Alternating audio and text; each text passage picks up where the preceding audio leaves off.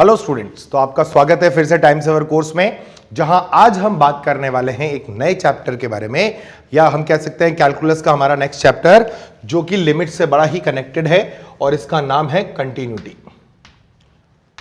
Continuity, ठीक है। Continuity को अपन हिंदी में क्या बोलते हैं? सातत्यता। कंटिन्यूटी यानी कि सातत्यता। अब जो बात हमने लिमिट में करी थी बेटा, उसी को आगे कंटिन्यू करने का चैप्टर है। तो कंटिन्यूटी यानी सातत्यता को अगर हमें नॉर्मल बोलचाल की लैंग्वेज में समझना हो, है ना, नॉर्मल बोलचाल में हम क्या बोलेंगे? तो हम बोलेंगे कि एक ऐसा फलन जिसका किसी निश्चित बिंदु x बराबर a पर जब ग्राफ बनाया जाए, तो उस ग्राफ को बनाते वक्त हमें हमारे पेन को हमारे कॉपी से उठाने की आवश्यकता ना पड़े। यानी एक आपका ऐसा फलन जो x टेंडिंग टू या x इक्वल टू a पर जब उसका आलेख बनाया जा रहा हो, तो आपको x इक्वल टू a पर अपने ग्राफ को उठाने की आवश्यकता न पड़े, मतलब आपको पेन को उठाने की आवश्यकता ना पड़े, तो आप उस ग्राफ को बोलेंगे कि वो क्या है? x बराबर a पर सतत है। ठीक है, ये तो हुआ बेसिक जो हम नॉर्मली समझते हैं। यानी हमारा जो ग्राफ होना चाहिए वो कहीं भी टूटा हुआ नहीं होना चाहिए, एक स्ट्रेच में आप उस ग्राफ को बना सकें। जैसे इमेजिन करें साइन एक्स का ग्राफ, तो साइन एक्स का ग्राफ प्रत्येक बिंदु पर सतत होता है, कॉस एक्स का ग्राफ प्रत्येक बिंदु पर सतत होता है, ln x का ग्राफ प्रत्येक बिंदु पर सतत होता है। लेकिन अगर आप tan x का ग्राफ बोलेंगे तो आप -π/2 से π/2 तक तो उसको सतत बनाएंगे, लेकिन π/2 पर आपको पेन उठाना पड़ेगा और दोबारा नीचे से उस ग्राफ को दोबारा बनाना पड़ेगा। तो ये ग्राफ जो है वो x बराबर π/2 पर सतत नहीं है, यानी π/2 से पर ये ब्रेक हो गया। तो ऐसा जो भी ग्राफ जो कहीं टूट जाता हो या जिसको बनाने के लिए आपको अपने पेन को अपनी पेपर से उठाना पड़ जाए, वो सतत नहीं कहलाता है। यानी ग्राफ कंटिन्यूअस कब होगा? जब आपका ग्राफ x बराबर a की तरह से क्रॉस करे ना, मतलब उसको क्रॉस करना हो जब, तो आपको पेन उठाने की आवश्यकता ना पड़े। अब सततता इससे कैसे चेक करें? ये तो हुई हमारी नॉर्मल बोलचाल की लैंग्वेज, है ना। लेकिन कंटिन्यूटी क्या कहती है? अगर हम इसे मैथमेटिकली समझें, ठीक है, तो मैथमेटिकली ये कहता है कि यदि x बराबर a पर आप किसी फलन की सातत्यता को जांचना चाहते हैं, मान लीजिए किसी निश्चित बिंदु x बराबर a पर आप किसी फलन की सातत्यता को जांचना चाहते हैं, तो आपको क्या करना है? सबसे पहले उस बिंदु का यानी x बराबर a के लेफ्ट हैंड लिमिट को निकालो और राइट हैंड लिमिट को निकालो। अब अगर आपका लेफ्ट हैंड लिमिट और राइट हैंड लिमिट समान आ जाए और एक निश्चित अंक आ जाए, है ना, और क्या हो? f ऑफ a का जो मान है, पहले तो हम लिमिट में तो बात करते ही नहीं थे f ऑफ a की, और f ऑफ a का मान भी लिमिट के मान के बराबर आ जाए, तो हम बोलेंगे कि हमारा आलेख क्या है? सतत है। अब देखो क्या है कहानी ये कहती है कि यदि f ऑफ x का आलेख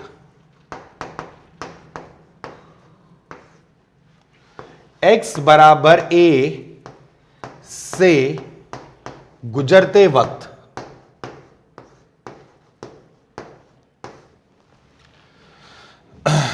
कहीं पर भी ब्रेक नहीं होता, ब्रेक नहीं हो,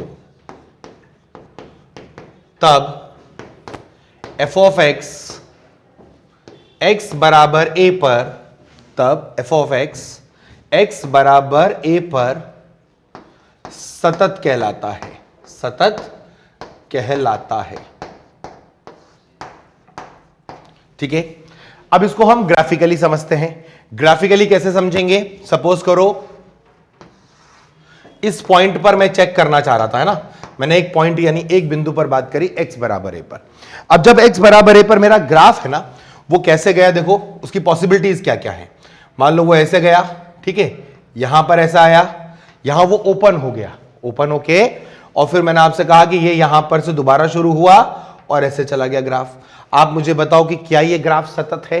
क्या इस ग्राफ को आप x बराबर a से जब ये ग्राफ क्रॉस करने वाला हो, तब क्या आप अपने पेन को बिना उठाए इस आलेख को बना सकते हैं? आप बोलोगे नहीं बना सकते हैं। तो ये आपका डिसकंटीन्यूअस ग्राफ है x इक्वल टू a पर।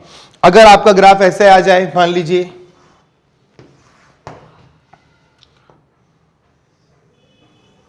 ठीक है, ये आ गया आपका x बराबर a, ठीक है ना।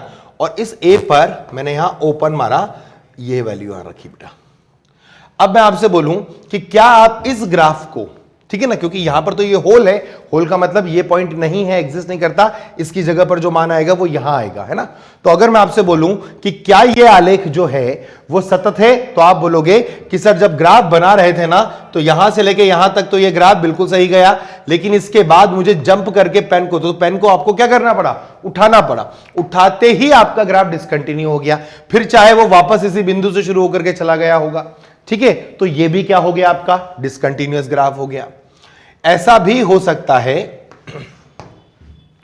कि आपका आलेख ऐसा जाए, ओपन करे और यहां पर उसका नाम ही नहीं दिया गया हो, x इक्वल टू ए पर कोई मान ही नहीं आ रहा हो, यानी x इक्वल टू ए उस फलन के प्रांत में उपस्थित ही ना हो, तो हम बोलेंगे कि क्या है, हमारा जो ग्राफ है वो अभी भी क्या है, डिसकंटिन्यूअस है। तो ये सारे क्या हो रहे हैं बेटा, डिसकंटिन्यूअस हो रहे हैं, ठीक है ना। अब अगर मैं आपसे कहूं कि ये ग्राफ देखो आप जरा, ये आया, ये निकल गया किस बिंदु पर, x बराबर a पर। अब आप देखो x बराबर a पर क्या हुआ, आपको ग्राफ जब आपका बना होगा ना, तो इस ग्राफ को बनाने के लिए आपको पेन को पेपर से उठाने की आवश्यकता नहीं पड़ी, तो ये ग्राफ आपका क्या कहलाएगा, सतत कहलाएगा। ये तो अपन ग्राफिकली समझ पा रहे हैं। अब आप देखो जरा ध्यान से, ग्राफिकली हमने लिमिट में सारी बात करी, तो आपका a माइनस एच कहां होगा, a माइनस एच यहां पर होगा, उसके सापेक्ष आपकी ब्रांच पर आप जाओगे तो ये आपका ब्रांच पर पॉइंट होगा। जब h टेंडिंग टू 0 लगाओगे तो क्या ये ग्राफ इधर सरकेगा, मतलब ये बिंदु a की तरफ सरकेगा। जब ये बिंदु a की तरफ सरकेगा तो ये वाला जो पॉइंट है ये आपका इस पर्टिकुलर वैल्यूज को पकड़ने के लिए चलेगा बेटा। मान लो इसको अपन बोल देते हैं कि कोई निश्चित अंक l है, ठीक है। दूसरी तरफ से देखें तो आपका a माइनस एच कहां है, ये होगा a माइनस एच बेटा। यहां से आप देखो कि जब आप इधर जाओगे तो ये पॉइंट मिलेगा आपको, जब h टेंडिंग टू 0 करोगे तो ये पॉइंट किधर सरकेगा, a की तरफ, तो यहां से बिंदु किधर सरकेगा, इधर की तरफ। और मान लेते हैं कि ये जो वैल्यू है वो क्या है, m। आप क्या बोल रहे हैं कि sir l is not equal to m, तो यहां पर तो क्या हुआ, लिमिट ही एग्जिस्ट नहीं कर रही है। तो अगर लिमिट एग्जिस्ट नहीं कर रही है तो फिर सततता के बारे में कोई बात नहीं की जा सकती। समझ में आ गया मेरी बात, वेरी गुड। अब आगे देखो, इस केस में ये वाला पॉइंट आपका a प्लस एच रहा होगा, है ना, यहां पर वो पॉइंट आया होगा। जब ये पॉइंट इधर सरका होगा तो ये वाला पॉइंट सरका होगा इस वैल्यू को लेने के लिए। मान लो कि ये वैल्यू l है, ठीक है ना, इसको अपन m मान लेते हैं अब की बार, ठीक बात। इधर से चलोगे तो ये x बराबर a माइनस एच होगा, इस पर पॉइंट आएगा, यहां से इधर की तरफ बढ़ोगे, ये भी किसको पकड़ रहा है, l को पकड़ रहा है। तो आप ये बोलोगे कि सर इस केस में आपका LHL बराबर RHL और बराबर L आ रहा है, ठीक है ना। LHL बराबर RHL बराबर L तो आ रहा है, लेकिन जो LHL RHL है ना, और आपका जो f ऑफ a है वो f ऑफ a तो m के बराबर है, और आप कहोगे कि L is not equal to m, तो आपका फलन अभी भी क्या हो गया, डिसकंटिन्यूअस हो गया, ठीक है। इस केस में आ जाओ, इस केस में आपका a प्लस एच यहां रहेगा, पॉइंट इधर सरकेने वाला है, तो ये मान लो किसी वैल्यू l को पकड़ने जा रहा है। ऐसे ही यहां पर a माइनस एच होगा, ये वैल्यू किसी m को पकड़ने वाली है बेटा, है ना, ये m को पकड़ेगी। तो आपका क्या हुआ कि LHL जो है वो RHL के बराबर है, यानी लिमिट एग्जिस्ट कर गई। LHL is equal to RHL is equals to m आ गया बेटा, है ना। तो आपकी लिमिट तो क्या है, एग्जिस्ट कर गई। लेकिन आपका f ऑफ a डिफाइन ही नहीं है, f ऑफ a परिभाषित ही नहीं है। अब अगर f ऑफ a परिभाषित नहीं है तो आपका ये फंक्शन भी क्या हो गया, डिसकंटिन्यूअस हो गया। तो जो ग्राफ आपको कंटिन्यूअस लग रहा था उसमें हो क्या रहा है कि जब आप क्या कर रहे हो, a प्लस एच निकाल रहे हो बेटा, तो देखो आपका क्या हुआ, ये वैल्यू किसी को पकड़ के जा रही है। मान लो ये वैल्यू कितनी है आपकी, l है, तो ये l को पकड़ने जा रही है ना। और जब अपन यहां डालेंगे तो x बराबर a माइनस एच लेंगे, है ना। तो ये वैल्यू किसको पकड़ने जा रही है, ये भी l को पकड़ने जा रही है। तो आप बोलोगे कि सर यहां पर LHL बराबर RHL तो हो गया और उसकी वैल्यू कैपिटल L के बराबर आ गई, यानी लिमिट एग्जिस्ट कर गया, ठीक बात। लेकिन यहां जब एफ ऑफ ए की वैल्यू निकाली ना बेटा, तो वो वैल्यू भी कितनी आ गई, एल। तो आपका L H L is equal to R H L is equal to क्या आ गया, एफ ऑफ ए। तो जब आपका L H L, R H L और एफ ऑफ ए बराबर आ जाते हैं, सेम आ जाते हैं, तब हम बोलते हैं कि ये फलन क्या है, ये फलन आपका x बराबर a पर सतत फलन है। यानी हमको जो सवाल मिलने वाले हैं वो लिमिट के ही सवाल मिलने वाले हैं और उसको ही हमको कंटिन्यूटी उसकी चेक करनी है। तो आप क्या करोगे, जिस बिंदु पर उसको चेक करने के लिए बोला जाएगा उसकी लेफ्ट हैंड और राइट हैंड लिमिट निकालोगे, या बेसिकली आप उसकी लिमिट का मान निकालोगे। उसका जो भी लिमिट का मान आएगा, मान लो वो l है ना, तो फिर आप क्या करो, जो फलन आपको दिया गया है उस फलन में x बराबर a रख करके देखो कि उसका मान क्या आ रहा है। अगर ये दोनों मान समान आ गए तो आप बोलोगे कि आपका फंक्शन कैसा है, कंटीन्यूअस फंक्शन है, ठीक बात है। तो अगर अभी हम यहां इस स्टेज पर अगर कंटिन्यूटी को डिफाइन करें तो कंटिन्यूटी क्या होगा, किसी भी फलन f ऑफ x का x बराबर a पर सतत होने के लिए जो आवश्यक शर्त है वो क्या, कि x का a माइनस h और a प्लस h पर सीमा का मान निश्चित और मतलब समान आना चाहिए, यानी लिमिट एग्जिस्ट करनी चाहिए। अब जब लिमिट एग्जिस्ट करेगी ना, उसके बाद क्या होगा, लिमिट एग्जिस्ट करने के बाद आपका जो फंक्शन है उसकी वैल्यू कैलकुलेट करो, एफ ऑफ ए निकालो, और अगर एफ ऑफ ए आपका क्या आ जाता है उस लिमिट के मान के बराबर, तो आपका फंक्शन कंटीन्यूअस है, अदरवाइज वो कंटीन्यूअस नहीं है, ठीक बात। तो अब हम यहां पर क्या बात कर सकते हैं,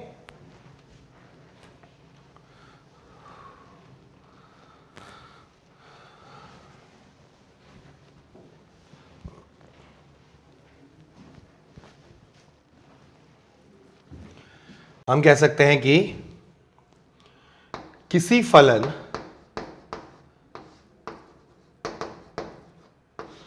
f of x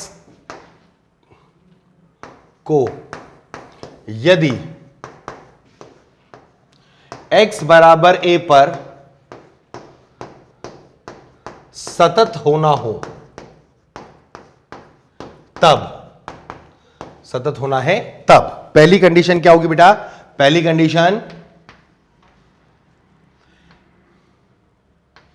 x tending to a पर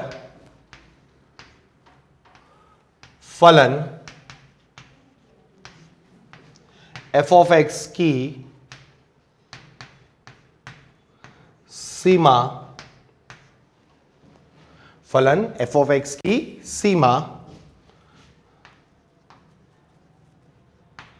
एग्जिस्ट करनी चाहिए, एक्सटेंडिंग टू ए पर फलन एफ ऑफ एक्स की सीमा एग्जिस्ट करनी चाहिए, that is L H L बराबर आर एच एल बराबर अ फाइनाइट क्वांटिटी, ठीक है। जहां ध्यान क्या रखना कि a minus H, a plus H belongs to domain of the function. अच्छा, एक तरफ का भी होगा ना तो चलता है, अपन को याद है ना वन साइडेड लिमिट भी होती थी बेटा, हम वन साइडेड लिमिट भी कैलकुलेट कर सकते हैं, तो आपको लिमिट एग्जिस्ट होनी चाहिए, ठीक है। अब अगर आपकी लिमिट एग्जिस्ट करती है तो फिर सेकेंड कंडीशन क्या बनती है इसकी, कि x बराबर a पर f ऑफ x का मान, f ऑफ x का मान x टेंडिंग टू a पर f ऑफ x की सीमा के, f ऑफ x की सीमा के बराबर होना चाहिए, बराबर होना चाहिए, ठीक बात है। इसका मतलब क्या हुआ कि LHL equals to RHL is equals to F of A. अच्छा, अब लिमिट और कंटिन्यूटी में डिफरेंस क्या है, लिमिट और कंटिन्यूटी में डिफरेंस ये है कि लिमिट में सिर्फ लिमिट कैलकुलेट की जाती है, वहां फलन का मान x बराबर a पर क्या आएगा इसके बारे में ना तो हम सोचते हैं, ना हम इसमें विचार करते हैं, ना ही कैलकुलेट करते हैं। जब उसकी सांतत्यता जांचनी हो तो जो प्रोसीजर आपने लिमिट में सीखा बेटा, वो एग्जैक्टली प्रोसीजर आपको लगाना है उसके बाद आपको क्या करना होगा, आपको सिर्फ इतना करना है कि जिस बिंदु पर आप सांतत्यता को जांच रहे हैं उस बिंदु पर आप फलन का मान कैलकुलेट करें। अगर वो मान आपका किसके बराबर आ जाता है, वो मान आपकी लिमिट के बराबर आ जाएगा तो आपका फलन सतत है, अन्यथा वो सतत नहीं है। ठीक है ना, अगर अलग आ जाए या डिफाइन ही ना हो फिर इसका मतलब तो ये हो गया कि अपना फंक्शन। तो बेसिकली क्या हुआ कि हम ये बोल पा रहे हैं कि आपकी लिमिट एग्जिस्ट तभी करेगी जब आपका LHL is equals to RHL is equals to f of a हो। ठीक है, प्रोवाइडेड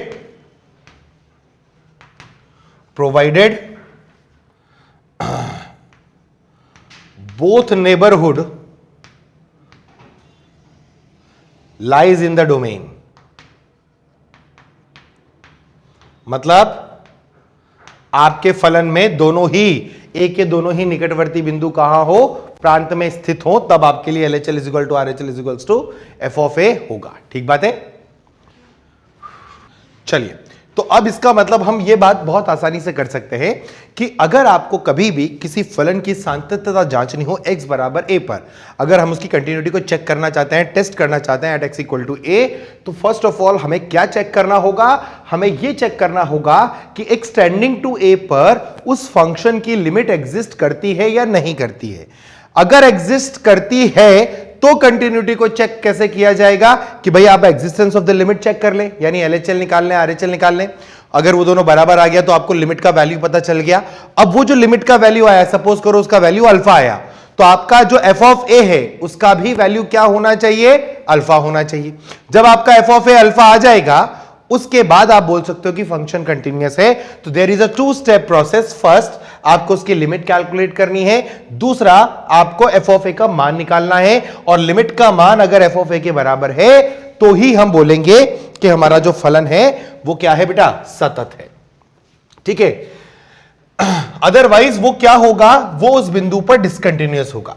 तो आप इस टॉपिक को ऐसे भी समझ सकते हैं कि हम कंटिन्यूटी एट पॉइंट की बात कर रहे हैं, किसी एक बिंदु पर फलन की सततता को जांचना है। तो आपको क्या करना है, सबसे पहला काम क्या करना है, आपको सबसे पहले लिमिट कैलकुलेट करनी है, सीधी सीधी बात। ठीक है, अब क्या करोगे, लिमिट कैलकुलेट कर लो।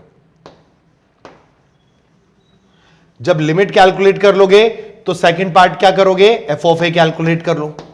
अब देखो, हो सकता है लिमिट ही कैलकुलेट ना हो, डज नॉट एग्जिस्ट आ जाए, यानी फंक्शन डिसकंटिन्यूअस हो गया, यानी वहीं असतत हो गया।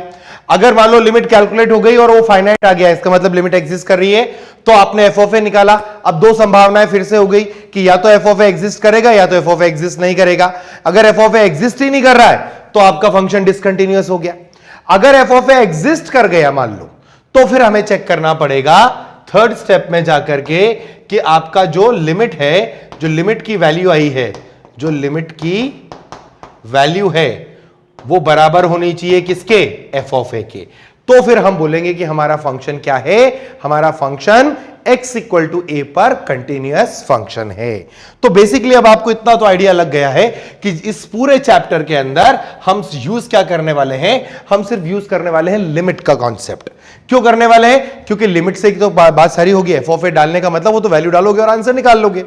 ठीक है, जैसे एक सवाल में करके देखता हूं फिर मैं आपको बताऊंगा। ठीक है ना, प्रोसेस ध्यान रखना, सबसे पहले तो existence of the limit check करनी है। ठीक है ना, जब वो हो जाए, ठीक है, तभी हम दूसरे स्टेप पर जा रहे हैं। ठीक है, उसके बाद फिर हम देखेंगे कि दोनों वैल्यू सेम है या नहीं है। अच्छा, एक और बात, इसमें कई बार ऐसा होता है कि वन साइडेड लिमिट ही कैलकुलेट करनी होती है। तो वन साइडेड लिमिट कैलकुलेट करने में हमें टेंशन नहीं है। हम जानते हैं कि डोमेन में अगर एक तरफ का भी है तो हम उसमें लिमिट का मान मानते हैं। हालांकि आगे अंतराल में ऐसे सवाल करेंगे। तो पहले एक क्वेश्चन ले लेते हैं।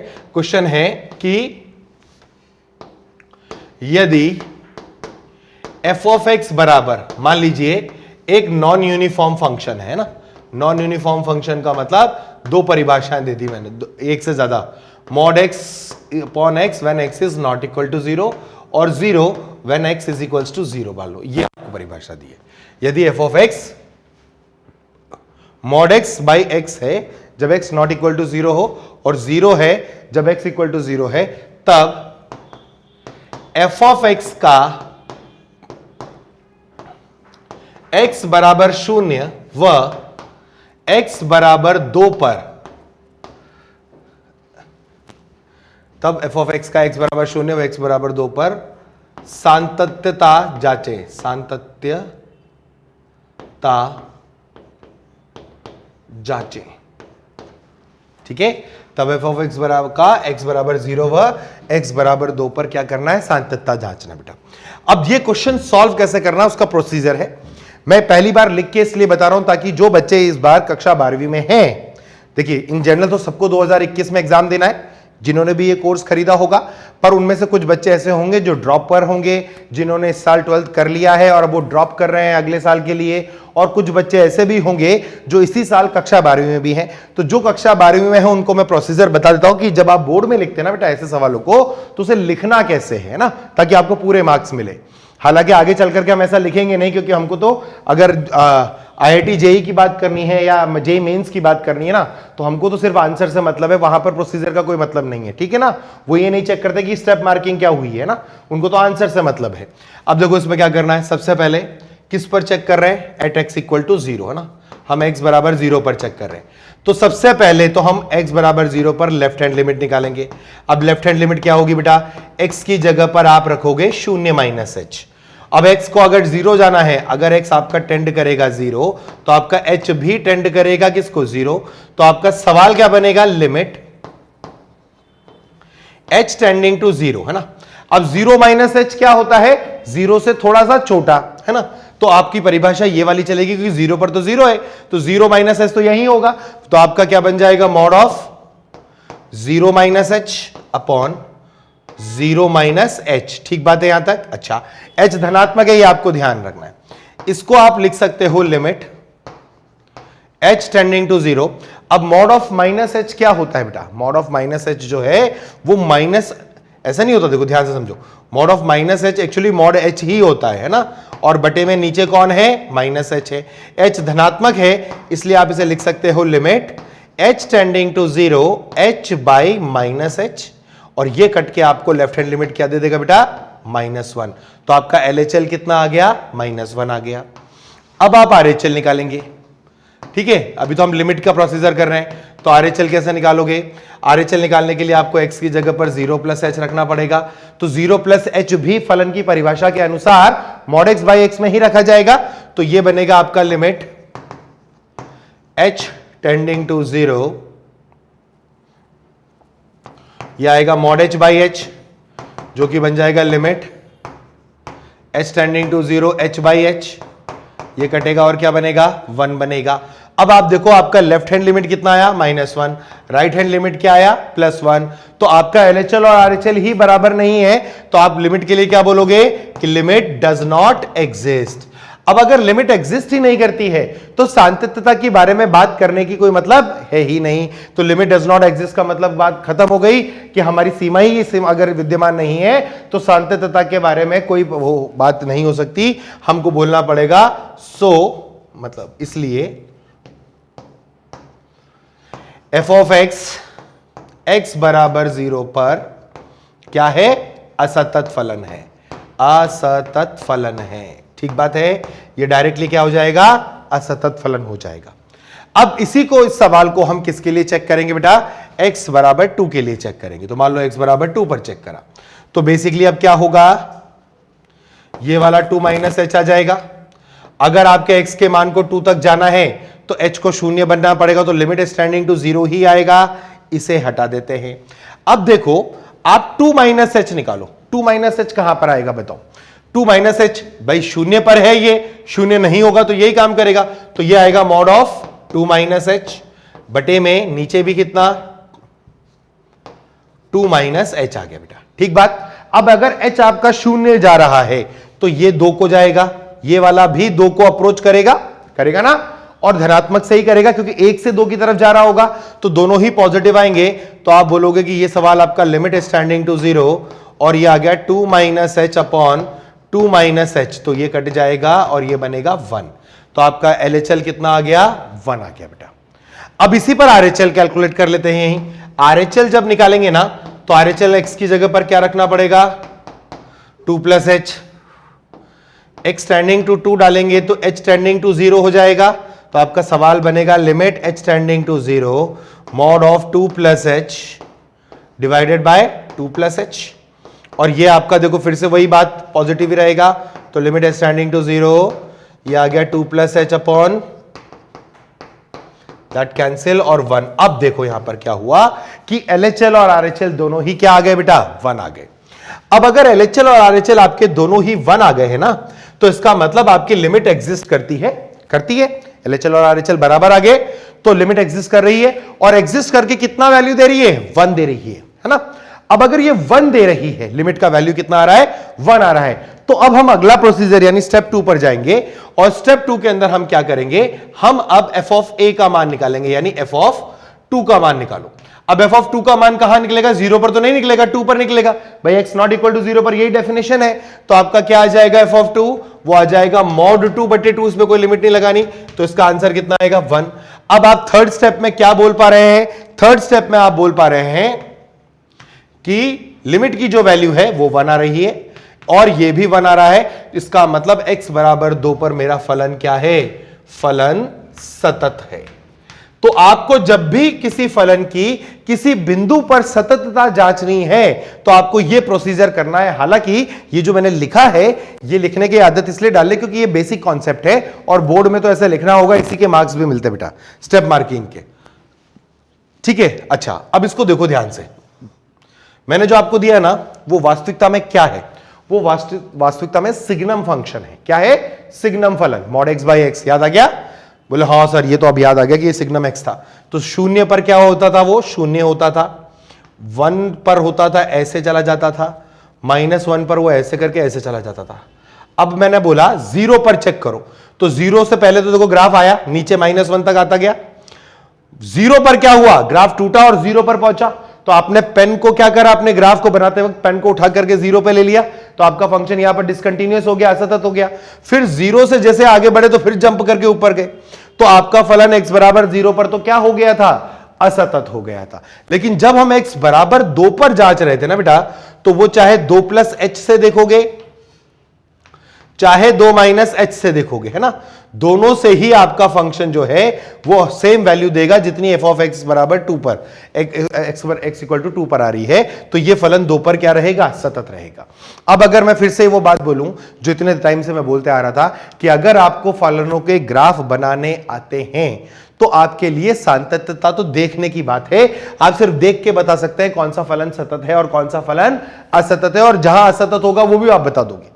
इसका मतलब अगर ग्राफिकल अप्रोच पर जाएं तो ये बहुत आसान है कि ग्राफ को देखते ही पता चल जाता है कि कहां पर फलन सतत है और कहां असतत है। अगर मैं आपको सिर्फ ये ग्राफ बना के बोल देता कि बताओ ये फलन कहां पर सतत और कहां पर असतत है, तो आप आराम से बोलते सर x इक्वल टू 0 पर तो इसको ब्रेक होना पड़ा, फलन टूट गया, ग्राफ टूट गया, तो 0 पर डिसकंटीन्यूअस है, मगर 2 पर ग्राफ कंटीन्यूअस चलता रहा, मुझे पेन उठाने की आवश्यकता नहीं पड़ी, तो x इक्वल टू 2 पर मेरा फलन कैसा है, सतत है। ठीक है, ऐसे ही देखो, अब अगर ये ग्राफिकल अप्रोच की बात हो गई है, तो अपन एक दो सवाल इस पर भी डाल लेते हैं ताकि आपको थोड़ा सा ग्राफ समझ में आए कि ग्राफ ऐसा नहीं ग्राफ को छोड़ना है, अपन को ग्राफ को कंटिन्यू रखना है। लिमिट में भी आपने देखा था कि ग्राफ से हमने कई सारे सवाल करे थे, प्रैक्टिस सेशन में हमने ग्राफिकल का बहुत इस्तेमाल किया था बेटा, है ना। अब देखो, मान लो क्वेश्चन आया, या मैं आपको ग्राफ ही दे देता हूं, है ना।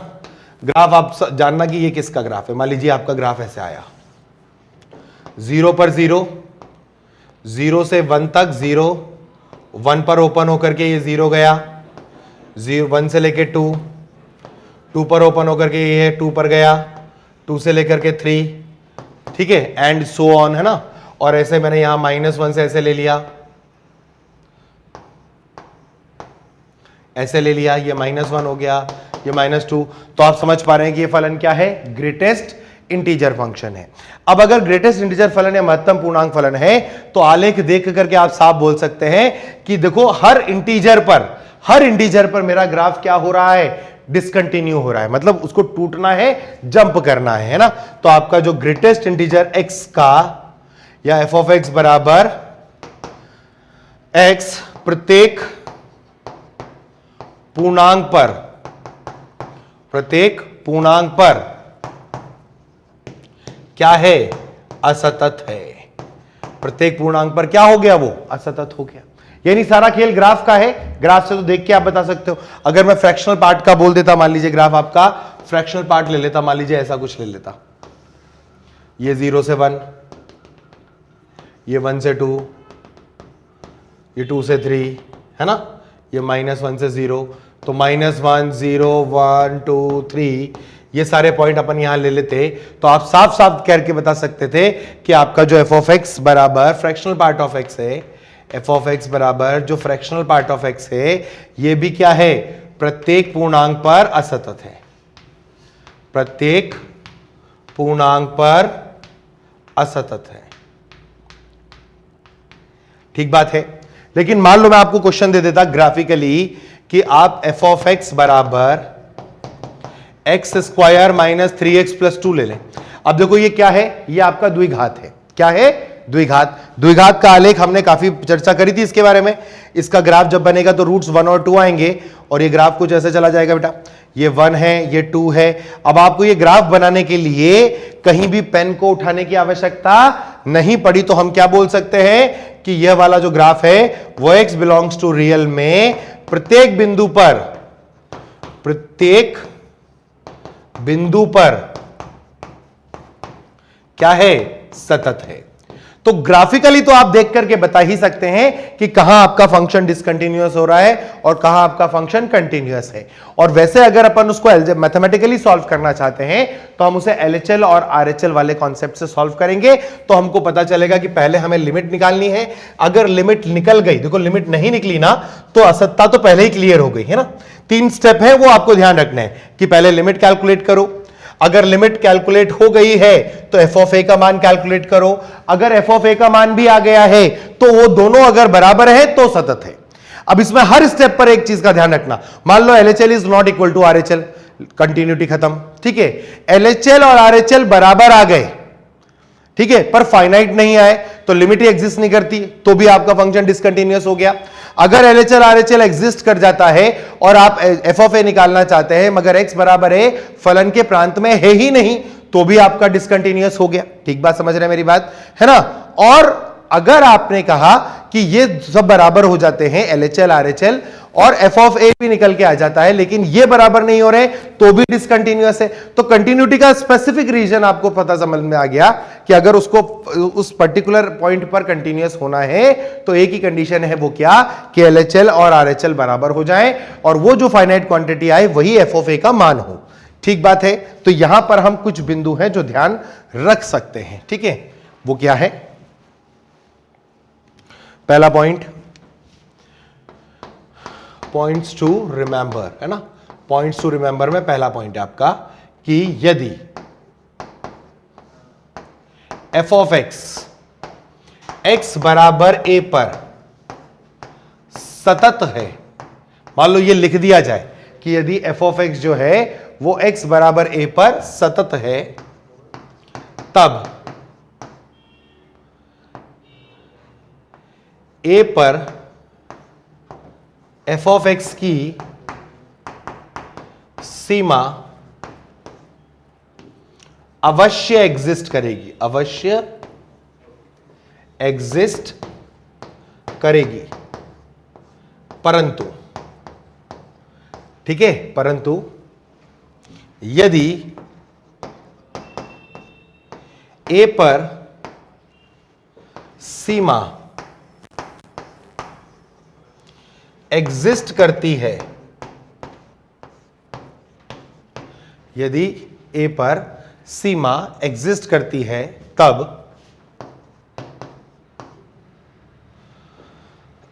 x बराबर a पर f ऑफ x सतत होगा, यह आवश्यक नहीं।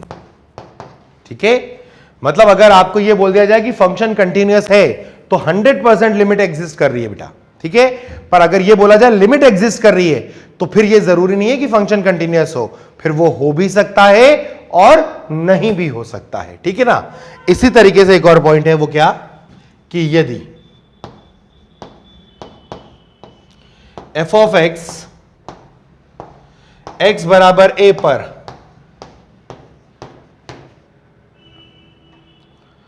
सतत न हो, तब हम यह नहीं कह सकते कि सीमा एग्जिस्ट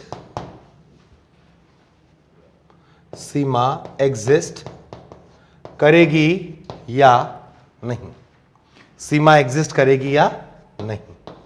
परंतु यदि सीमा ही एग्जिस्ट ना करे तब हम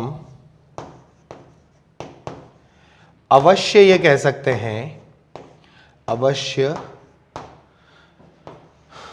यह कह सकते हैं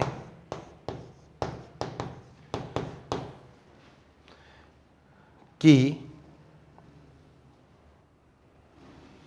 x बराबर a पर f ऑफ x सतत नहीं होगा। ठीक बात है। इसका मतलब continuity of limit implies existence of the limit, है ना। इसको अगर अपन थोड़ा सा इंग्लिश में समझे ना तो इसको क्या बोल सकते हैं हम, ये जो पॉइंट है ना, पहला पॉइंट वो कह रहा है कि continuity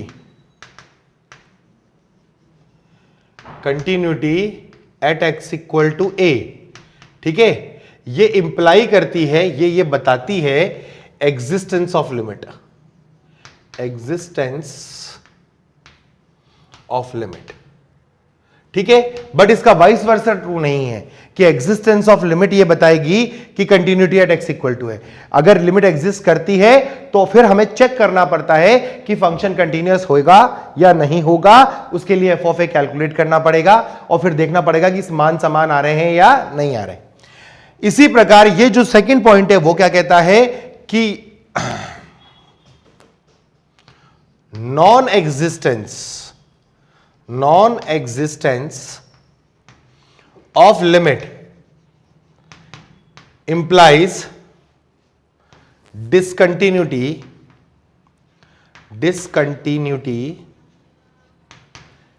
of f of x, discontinuity of f of x at x equal to a। मतलब अगर आपकी लिमिट ही एग्जिस्ट नहीं करती है तो यह बात श्योर है कि फलन अब आपका सतत हो ही नहीं सकता। कोई भी मतलब ऐसा नहीं कि कोई चमत्कार हो जाएगा, कोई एक्सेप्शन आ जाएगा, कोई अपवाद हो जाएगा, ऐसा कुछ भी नहीं है, ठीक बात। लेकिन डिसकंटिन्यूटी ऑफ फंक्शन आपको यह नहीं बता सकता कि लिमिट एग्जिस्ट कर रही है या नहीं कर रही है। क्यों? क्योंकि डिसकंटिन्यूटी के बहुत सारे कारण हैं, लेकिन वो ऐसा हो सकता है कि आपकी लिमिट तो एग्जिस्ट करे मगर सवाल आपका जो है, फंक्शन जो आपका है वो डिसकंटिन्यूअस हो जाए। तो इसका मतलब ये दो पॉइंट आपको हमेशा ध्यान रखना है कि किसी भी बिंदु पर कंटिन्यूटी अगर हो गई है तो लिमिट एग्जिस्ट कर रही होगी।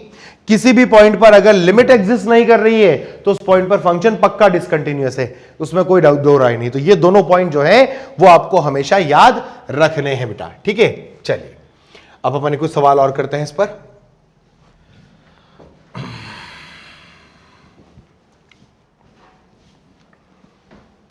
मान लीजिए क्वेश्चन लिया अपन ने,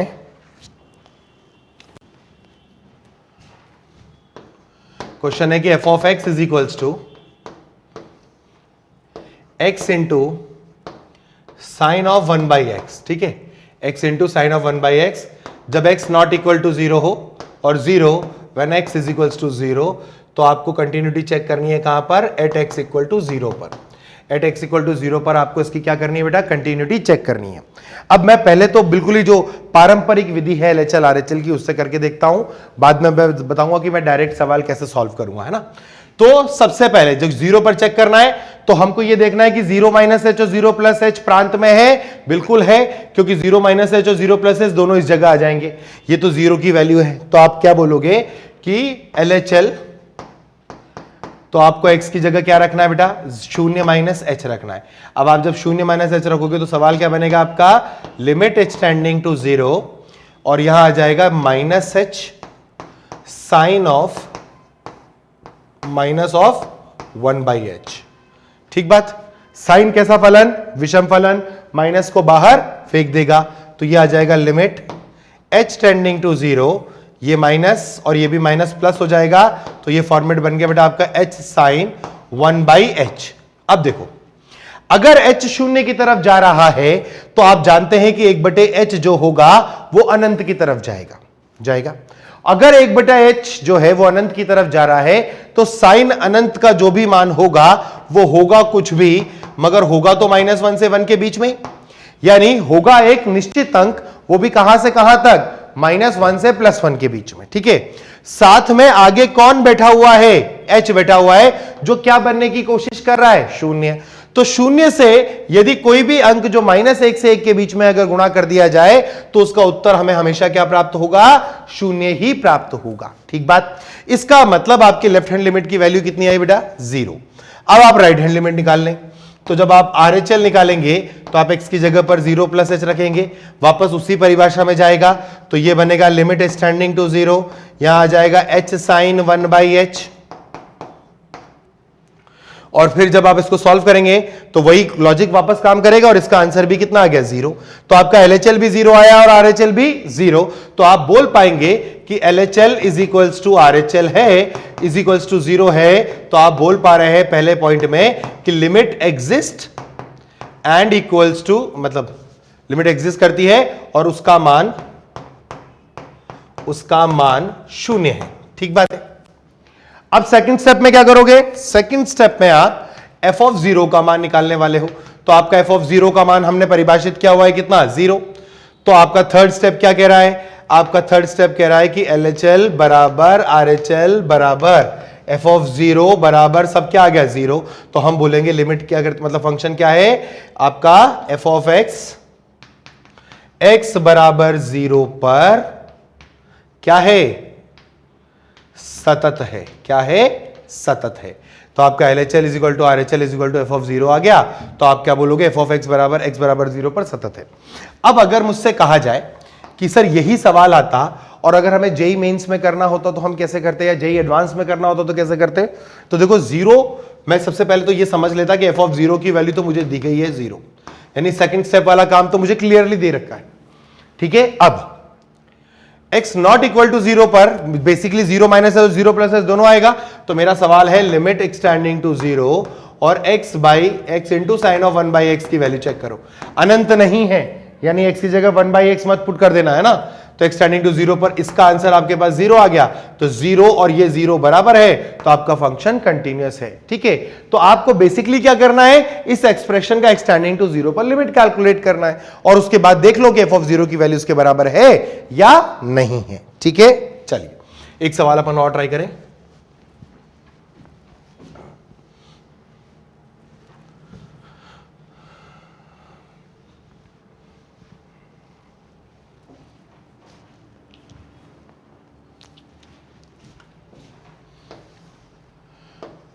e की पावर 1/x - 1 अपॉन e की power 1/x + 1 where x is not equal to 0 है ना, और यहां लेते हैं 0 when x is equal to 0।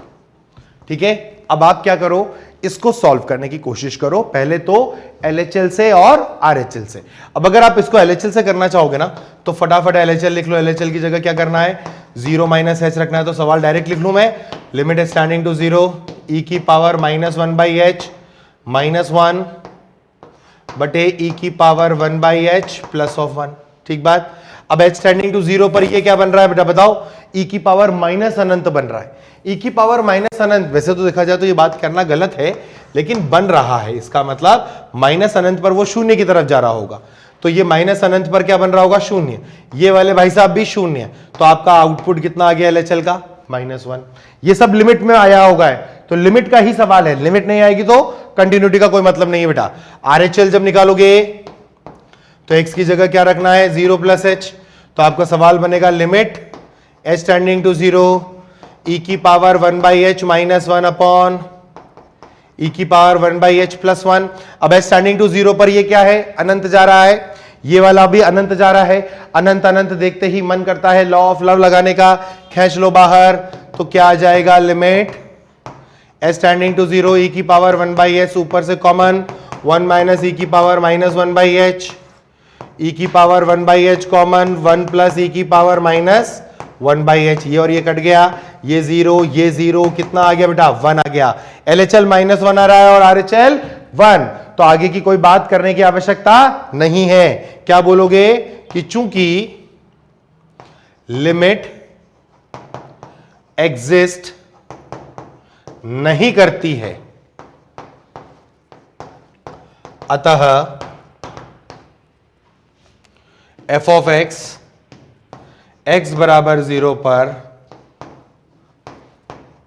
सतत नहीं है। ठीक बात, चलिए बेटा, तो ये बात तो हमें हो गई कि किसी पॉइंट पर हम कंटिन्यूटी को चेक कैसे करेंगे। कंटिन्यूटी ये बताती है कि उस बिंदु पर आपकी सीमा एग्जिस्ट करेगी, पर सीमा का एग्जिस्टेंस कंटिन्यूटी को बताएगा, यह आवश्यक नहीं है। उसी प्रकार यदि आपका फलन x बराबर a पर सतत नहीं है तो वो ये नहीं बता सकता कि लिमिट एग्जिस्ट करेगी या नहीं करेगी, वो तो चेक करना पड़ेगा। पर अगर किसी बिंदु x बराबर a पर लिमिट एग्जिस्ट नहीं कर रही है तो हम बहुत श्योर हैं कि अब डिसकंटिन्यूअस होगा ही होगा फंक्शन, आपका फलन उस बिंदु पर सतत नहीं हो सकता। ये तो हुई एक बात। अब दूसरी बात समझो बेटा, ठीक है, एक और अपन लिख लेते हैं, या नोट डाल के लिख लेते हैं इसको, ठीक है। फलन f ऑफ x की सांतत्यता का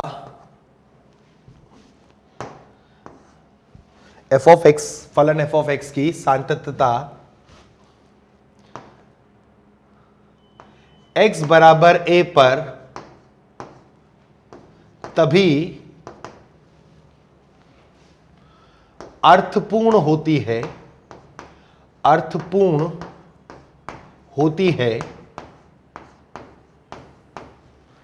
फलन f ऑफ x की सांतत्यता x बराबर है पर तभी अर्थपूर्ण होती है जब x बराबर 1 का कम से कम एक निकटवर्ती बिंदु, कम से कम एक निकटवर्ती बिंदु, कम से कम एक निकटवर्ती बिंदु f ऑफ x के प्रांत में स्थित हो। ठीक है, इसका मतलब क्या है अभी बताऊंगा मैं ना। फलन f ऑफ x की सांतत्यता x बराबर है पर तभी अर्थपूर्ण होती है जब x बराबर a का कम से कम एक निकटवर्ती बिंदु, यानी a का जो नेबरहुड पॉइंट है a माइनस एच और a प्लस एच, उन दोनों में से कम एक तो आपका किस में आ जाए, डोमेन में आ जाए। ठीक बात है, इसका मतलब समझते हैं पहले, है ना, फिर बाकी बात करेंगे। जैसे मान लो मैंने आपको एग्जाम्पल के तौर पे पूछा f ऑफ x बराबर जैसे मैंने बोला 1 अपॉन x माइनस 1, ऐसे लिख दिया एक फलन, है ना। तो देखो आप इसका प्रांत क्या बोलोगे, आप इसका प्रांत बोलोगे कि x is not equal to 1, है ना। अब आप इसको ऐसे समझें कि ये जो फलन आपको दिया गया है f ऑफ x बराबर 1 अपॉन x माइनस 1, यह x बराबर 1 पर असतत होगा, जबकि ये फलन के प्रांत में नहीं है, x बराबर 1, है ना, पर असतत हो रहा है, डिसकंटिन्यूअस होगा। क्यों होगा उसका रीजन समझो। जब आप इसका ग्राफ बनाओगे ना 1 अपॉन x माइनस 1 का बेटा ग्राफ, तो x बराबर 1 वाली लाइन आपने ऐसे खींच दी, है ना। जैसे ही आप 1 से बड़ा मान डालोगे तो ये धनात्मक देगा और कहां जाएगा, अनंत की तरफ जाएगा, 2 पर 1 हो जाएगा, ऐसे कुछ जाएगा ये ग्राफ, है ना।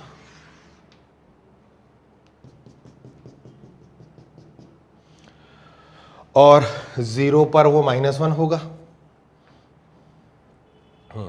ठीक है, तो ये जो ग्राफ है ना आपका, ये क्या करेगा, अनंत पर ऐसे जाके ऐसे आ जाएगा ग्राफ, सॉरी ऐसे कुछ आएगा। ठीक है, और इधर से जो ग्राफ होगा ये ऐसे जाएगा, ये ग्राफ है आपका। अब देखो ये है आपका पॉइंट x बराबर 1 बेटा, है ना। आप कहां पर चेक कर रहे थे कंटिन्यूटी, आप कंटिन्यूटी चेक कर रहे हो x बराबर 1 पर।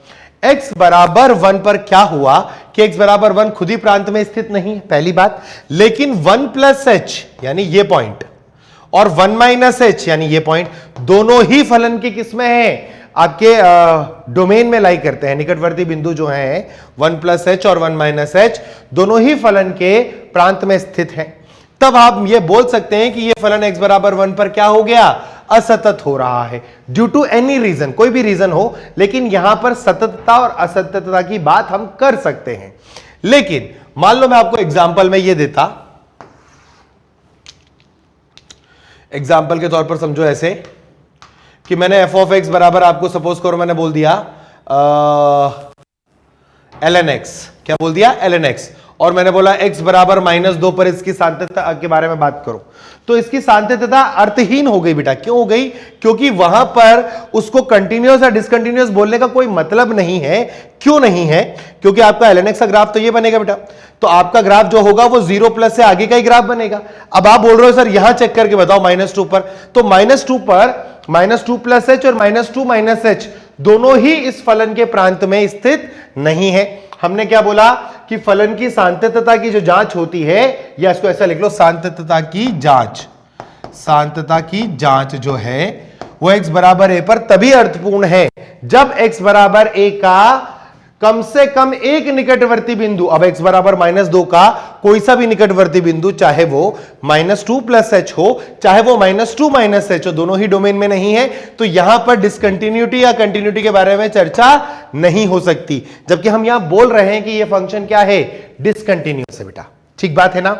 तो आपको यह ध्यान रखना है कि वो जो पॉइंट आपका है, उस पॉइंट के निकटवर्ती बिंदु आपके कहां पर होने चाहिए, आपके प्रांत में होना अति आवश्यक है। तब आप कंटिन्यूटी और डिसकंटिन्यूटी कर सकते हो, यानी आप बेसिकली कंटिन्यूटी की जांच कर सकते हो, ठीक है ना। कंटिन्यूटी की जांच तभी हो सकती है बेटा, ठीक है, यहां नहीं हो सकती है। या जैसे एक एग्जांपल और देख लो, मैं कहूं जैसे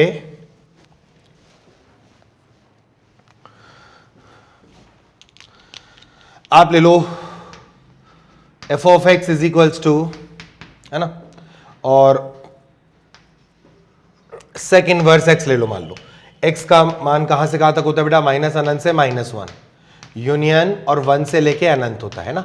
इसका ग्राफ अगर आपको याद हो जरा, तो ये x अक्ष, ये y अक्ष होता था, ये 0 होता था, ये पाई होता था, और ये बीच में से π/2 को छोड़ देता था बेटा, है ना। -1 पर ये पाई आएगा, वहां से ग्राफ ऐसे चला जाता था, और 0 पर ये π/2 देता था, सॉरी ये -1 आ जाएगा, है ना, और 1 जो आएगा, 1 पर 0 आएगा और ग्राफ ऐसे चला जाएगा। ये आपका ग्राफ है बेटा, है ना। ये -1 वाला है और ये 1 वाला है, ठीक है, ओके।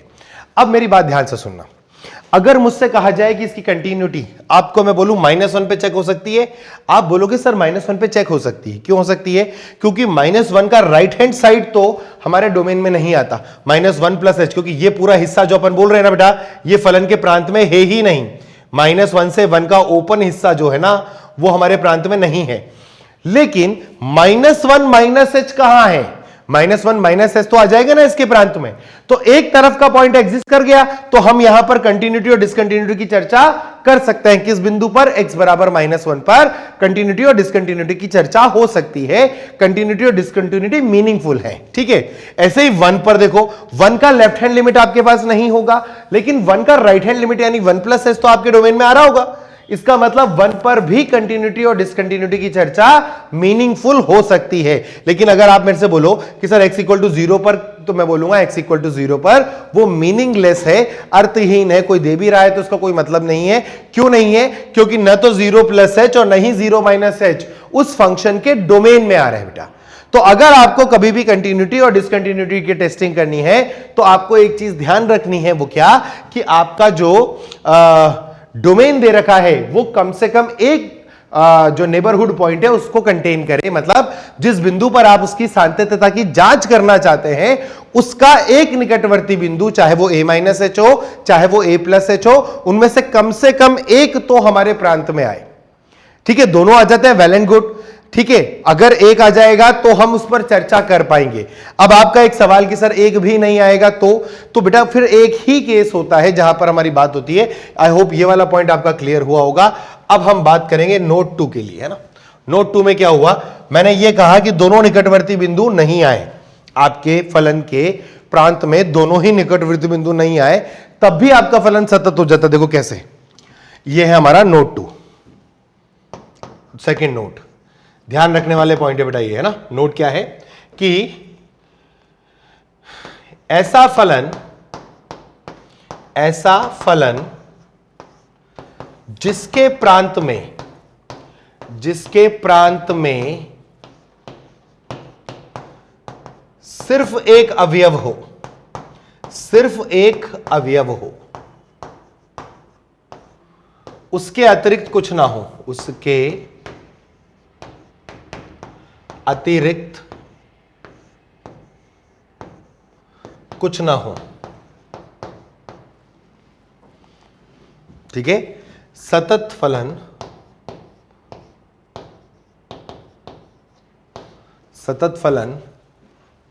कहलाता है।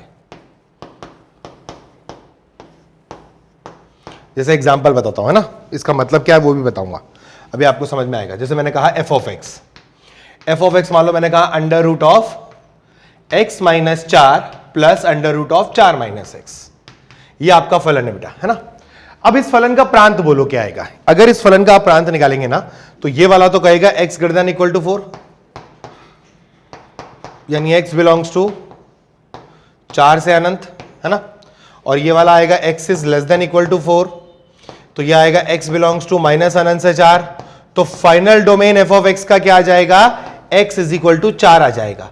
इसके अलावा कुछ नहीं है, क्योंकि 4 से बड़े मान पर ये नाराज हो जाएगा और 4 से छोटे मान पर वो नाराज हो जाएगा। तो इसका मतलब ये फलन परिभाषित सिर्फ एक वैल्यू पर होगा, x बराबर 4 पर। अब क्वेश्चन ये है कि x बराबर 4 पर f ऑफ x सतत है या नहीं है, तो हम बोलेंगे कि ये फलन क्या होगा, x बराबर 4 पर सतत होगा। अब आप बोलोगे कि सर पहला पॉइंट कॉन्ट्राडिक्ट कर गया आपका, आपने बोला था कि कम से कम एक निकटवर्ती बिंदु f ऑफ x के प्रांत में स्थित होना चाहिए। आप कह रहे हो 4 का ना तो लेफ्ट है ना राइट है, तो दोनों निकटवर्ती बिंदु नहीं आ रहे, तो इसको आप सतत कैसे बोल रहे हो। तो इसको सतत बोलने के पीछे की जो परिभाषा है ना, वो पहली लाइन थी जो मैंने इस चैप्टर को शुरू करते हुए बोली थी कि आपका फलन x बराबर a पर सतत कहलाएगा यदि x बराबर a से गुजरते वक्त आपका फलन का आलेख बनाने के लिए मुझे पेन को पेपर से उठाना ना पड़े। अब यहां सिर्फ एक ही वैल्यू है ना। इसका ग्राफ अगर बनाओगे ना तो x बराबर 4 कहां होगा, यहां होगा। इसका ग्राफ क्या बनेगा, ये पॉइंट तो लगा एक जो 0 देगा, 4 डालते 0 और प्लस 0 होगा ना, तो आपका फंक्शन तो 0 बना, बस ये छोड़ दिया, यही ग्राफ है इसका, इससे ज्यादा ग्राफ ही नहीं बना। एक पॉइंट तो लगाइए, इसको हम क्या बोलेंगे, ये सिंगल पॉइंट फंक्शन है, मतलब एक पॉइंट ही इसके अंदर है, उस पर आपको टिप लगानी और छोड़ना है। तो आपने पेन उठाया कहां, जैसे आपने टिप लगाया वैसे ही आपका ग्राफ बन गया और यानी वो ग्राफ सतत हो गया। तो इस फलन को हम क्या बोलते हैं कि ये सतत फलन है। तो ये दोनों पॉइंट अपने आप में अलग अलग हैं। वहां पर ये ध्यान रखना कि वहां पर ऐसा था कि आपका जो x बराबर a का कम से कम एक निकटवर्ती बिंदु f ऑफ x के प्रांत में स्थित हो, पर यहां ध्यान ये रखना कि f का प्रांत में अवयव होने चाहिए। f ऑफ x के प्रांत में क्या होने चाहिए, अवयव होने चाहिए, कुछ अंतराल होना चाहिए, 5-6 एलिमेंट्स होने चाहिए। समझ रहे हो मेरी बात। इसमें क्या हुआ कि जो सेकंड पॉइंट था उसको सतत क्यों बोल दिया गया था कि प्रांत का जो मान था उसमें सिर्फ और सिर्फ एक मान है। ऐसा फलन जिसके प्रांत में सिर्फ एक अवयव आया, ना उसके पहले आया ना उसके बाद में कुछ आया, तो आपने बोला कि ऐसा फंक्शन का तो इनपुट क्या है, एक वैल्यू डालोगे तो आउटपुट भी क्या आ जाएगा, एक वैल्यू। तो आपका तो एक पॉइंट लग के आने वाला है, पॉइंट लगा वो भी कंटिन्यूअस है, तो डेफिनेशन के हिसाब से तो वो फंक्शन क्या हो गया, कंटिन्यूअस हो गया। तो इस पॉइंट और इस पॉइंट में कंफ्यूजन की आवश्यकता नहीं है। कोई अगर हमसे बोले कि ये पॉइंट और ये पॉइंट कॉन्ट्राडिक्ट कर रहा है, एक दूसरे को गलत साबित कर रहे हैं, तो हम बोलेंगे ऐसा नहीं है। यहां जो प्रांत दिया गया है वह प्रांत अवयवों का संगठन है। वो क्या होगा, फलन जो होगा उसका जो प्रांत होगा वो अवयवों का संगठन होगा, वो कोई अंतराल होगा, ठीक है, उसके अंदर एक से अधिक अवयव आ रहे होंगे। ठीक बात है। यहां पर उसी फलन को हमने एक स्पेशल केस बताया कि अगर आपका फलन ऐसा आ जाए जिसके अंदर प्रांत में ही सिर्फ एक अवयव आया हो, ओनली वन एलिमेंट देयर, तो वो फिर सतत हो जाएगा। क्यों? क्योंकि उसको टच करते ही हमें डायरेक्टली क्या बनेगा, हमारा ग्राफ बन गया, कंटिन्यूअस हो गया। ये दो नोट क्लियर हुए बेटा हमारे। थर्ड नोट पे चलते हैं।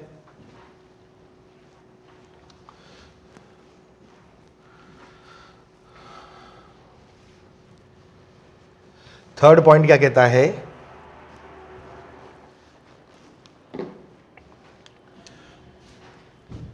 थर्ड नोट है प्रत्येक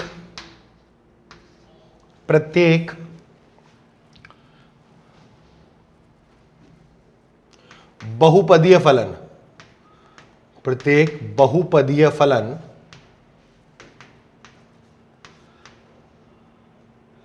x बिलोंग्स टू R में, x बिलोंग्स टू R में सतत होते हैं, सतत होते हैं।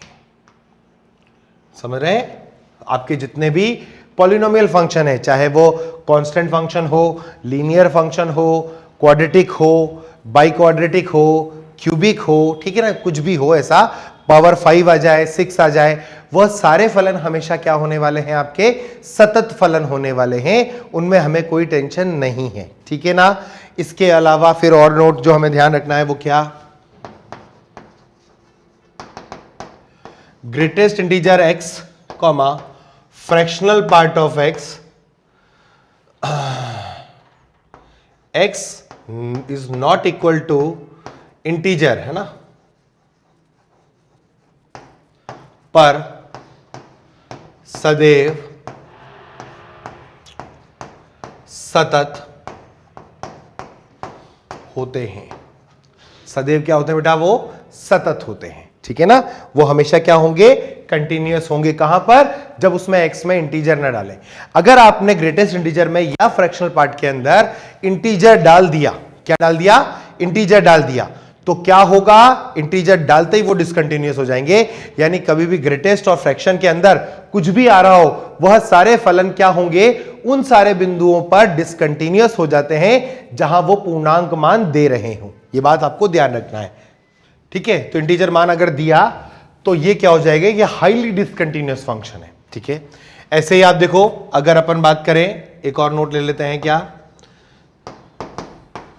सिग्नम x, है ना, x बराबर 0 पर असतत होगा, x बराबर 0 पर क्या होगा, असतत होगा।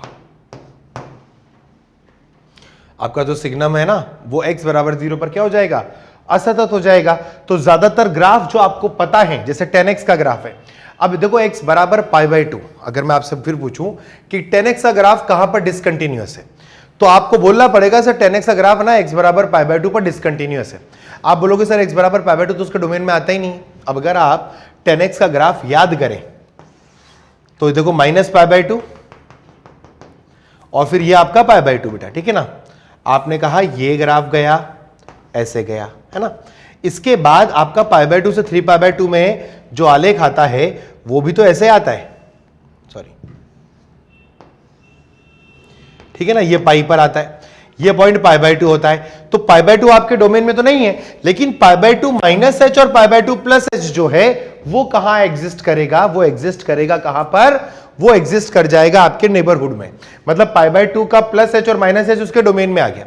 तो हम बोल सकते हैं x बराबर π/2 पर फंक्शन क्या हो गया, डिसकंटिन्यूअस हो गया। क्यों हो गया, उसके रीजंस अलग हैं, लेकिन ये काउंट है, मीनिंगफुल है यहां की डिसकंटिन्यूटी, मतलब वो अर्थपूर्ण है। असततता भी अपने आप में कैसी है, अर्थपूर्ण है। लेकिन मान लो अगर अपन जैसे log x की बात कर रहे थे तो -2 पर तो बात ही करना बेकार है, वो तो मतलब सेंसलेस क्वेश्चन है, उसका कोई मतलब नहीं बनता बेटा, ये बात आपको समझनी पड़ेगी, ठीक है। तो ये तो हुआ हमारी कंटिन्यूटी, और ये कहां पर, एट अ पॉइंट।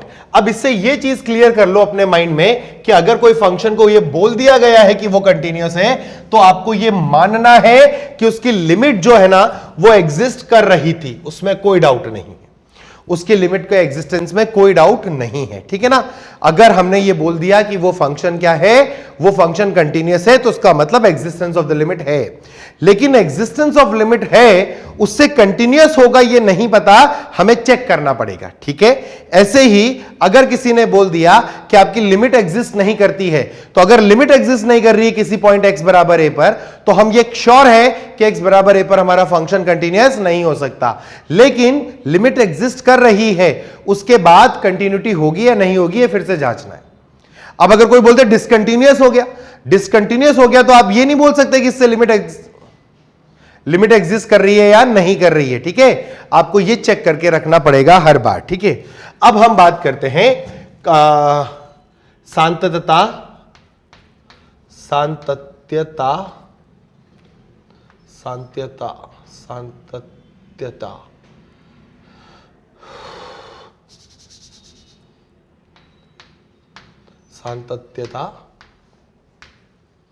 अंतराल में, ठीक है।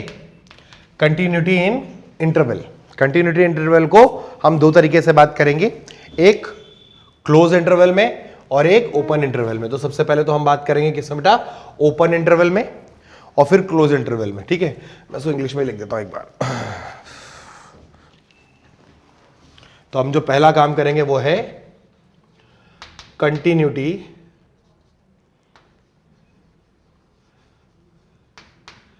In open interval. Continuity in open interval मतलब आपको सांतत्यता जांचनी है किसमें, छोटे कोष्टक वाले अंतराल में। इसका मतलब क्या है, मान लो a से b में है ना, इसमें x belongs to open interval a to b में आपको किसी फलन की सांतत्यता जांचनी है। तो क्या होता है, फलन f of x belongs to open interval a to b में एक सतत फलन कहलाएगा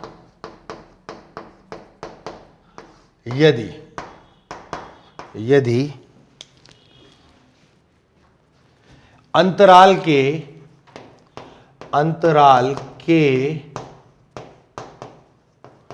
प्रत्येक बिंदु पर, अंतराल के प्रत्येक बिंदु पर f of x सतत हो। यह आपको ध्यान रखना बेटा कि अगर आपका कोई फलन है जिसको आप ओपन इंटरवल a से b में चेक करना चाहते हैं उसकी कंटिन्यूटी, तो उसको क्या होना पड़ेगा, it has to be continuous at each and every point in that interval. मतलब उस अंतराल में दिए गए प्रत्येक बिंदु पर आपके फलन को क्या होना पड़ेगा, सतत होना पड़ेगा, ठीक है। अब इस पर मैं एक एग्जांपल देखता हूं इन जनरल, क्योंकि आप लोग सब बच्चे 12th या 12th पास हैं। तो मान लीजिए मैंने एक क्वेश्चन लिया, जैसे ऐसे ले लिया f of x है ना, नॉन यूनिफॉर्म फंक्शन है, मैंने लिख लिया यहां 3 greatest integer x plus 5, x is going from मान लो -4 से, और ले लिया मान लीजिए मैंने 0 तक, है ना। फिर x का वैल्यू 0 से लेकर के और मान लीजिए मैंने 2 तक लिया, और 2 चाहिए, तो यहां मैंने x प्लस 2 ले लिया बेटा, ठीक है ना, ओके। फिर x का मान मैंने 2 ओपन से लेकर और मान लीजिए 4 ओपन तक ले लिया, ठीक है। और मैं बोल रहा हूं यहां पर 4 times of cos of x minus 2,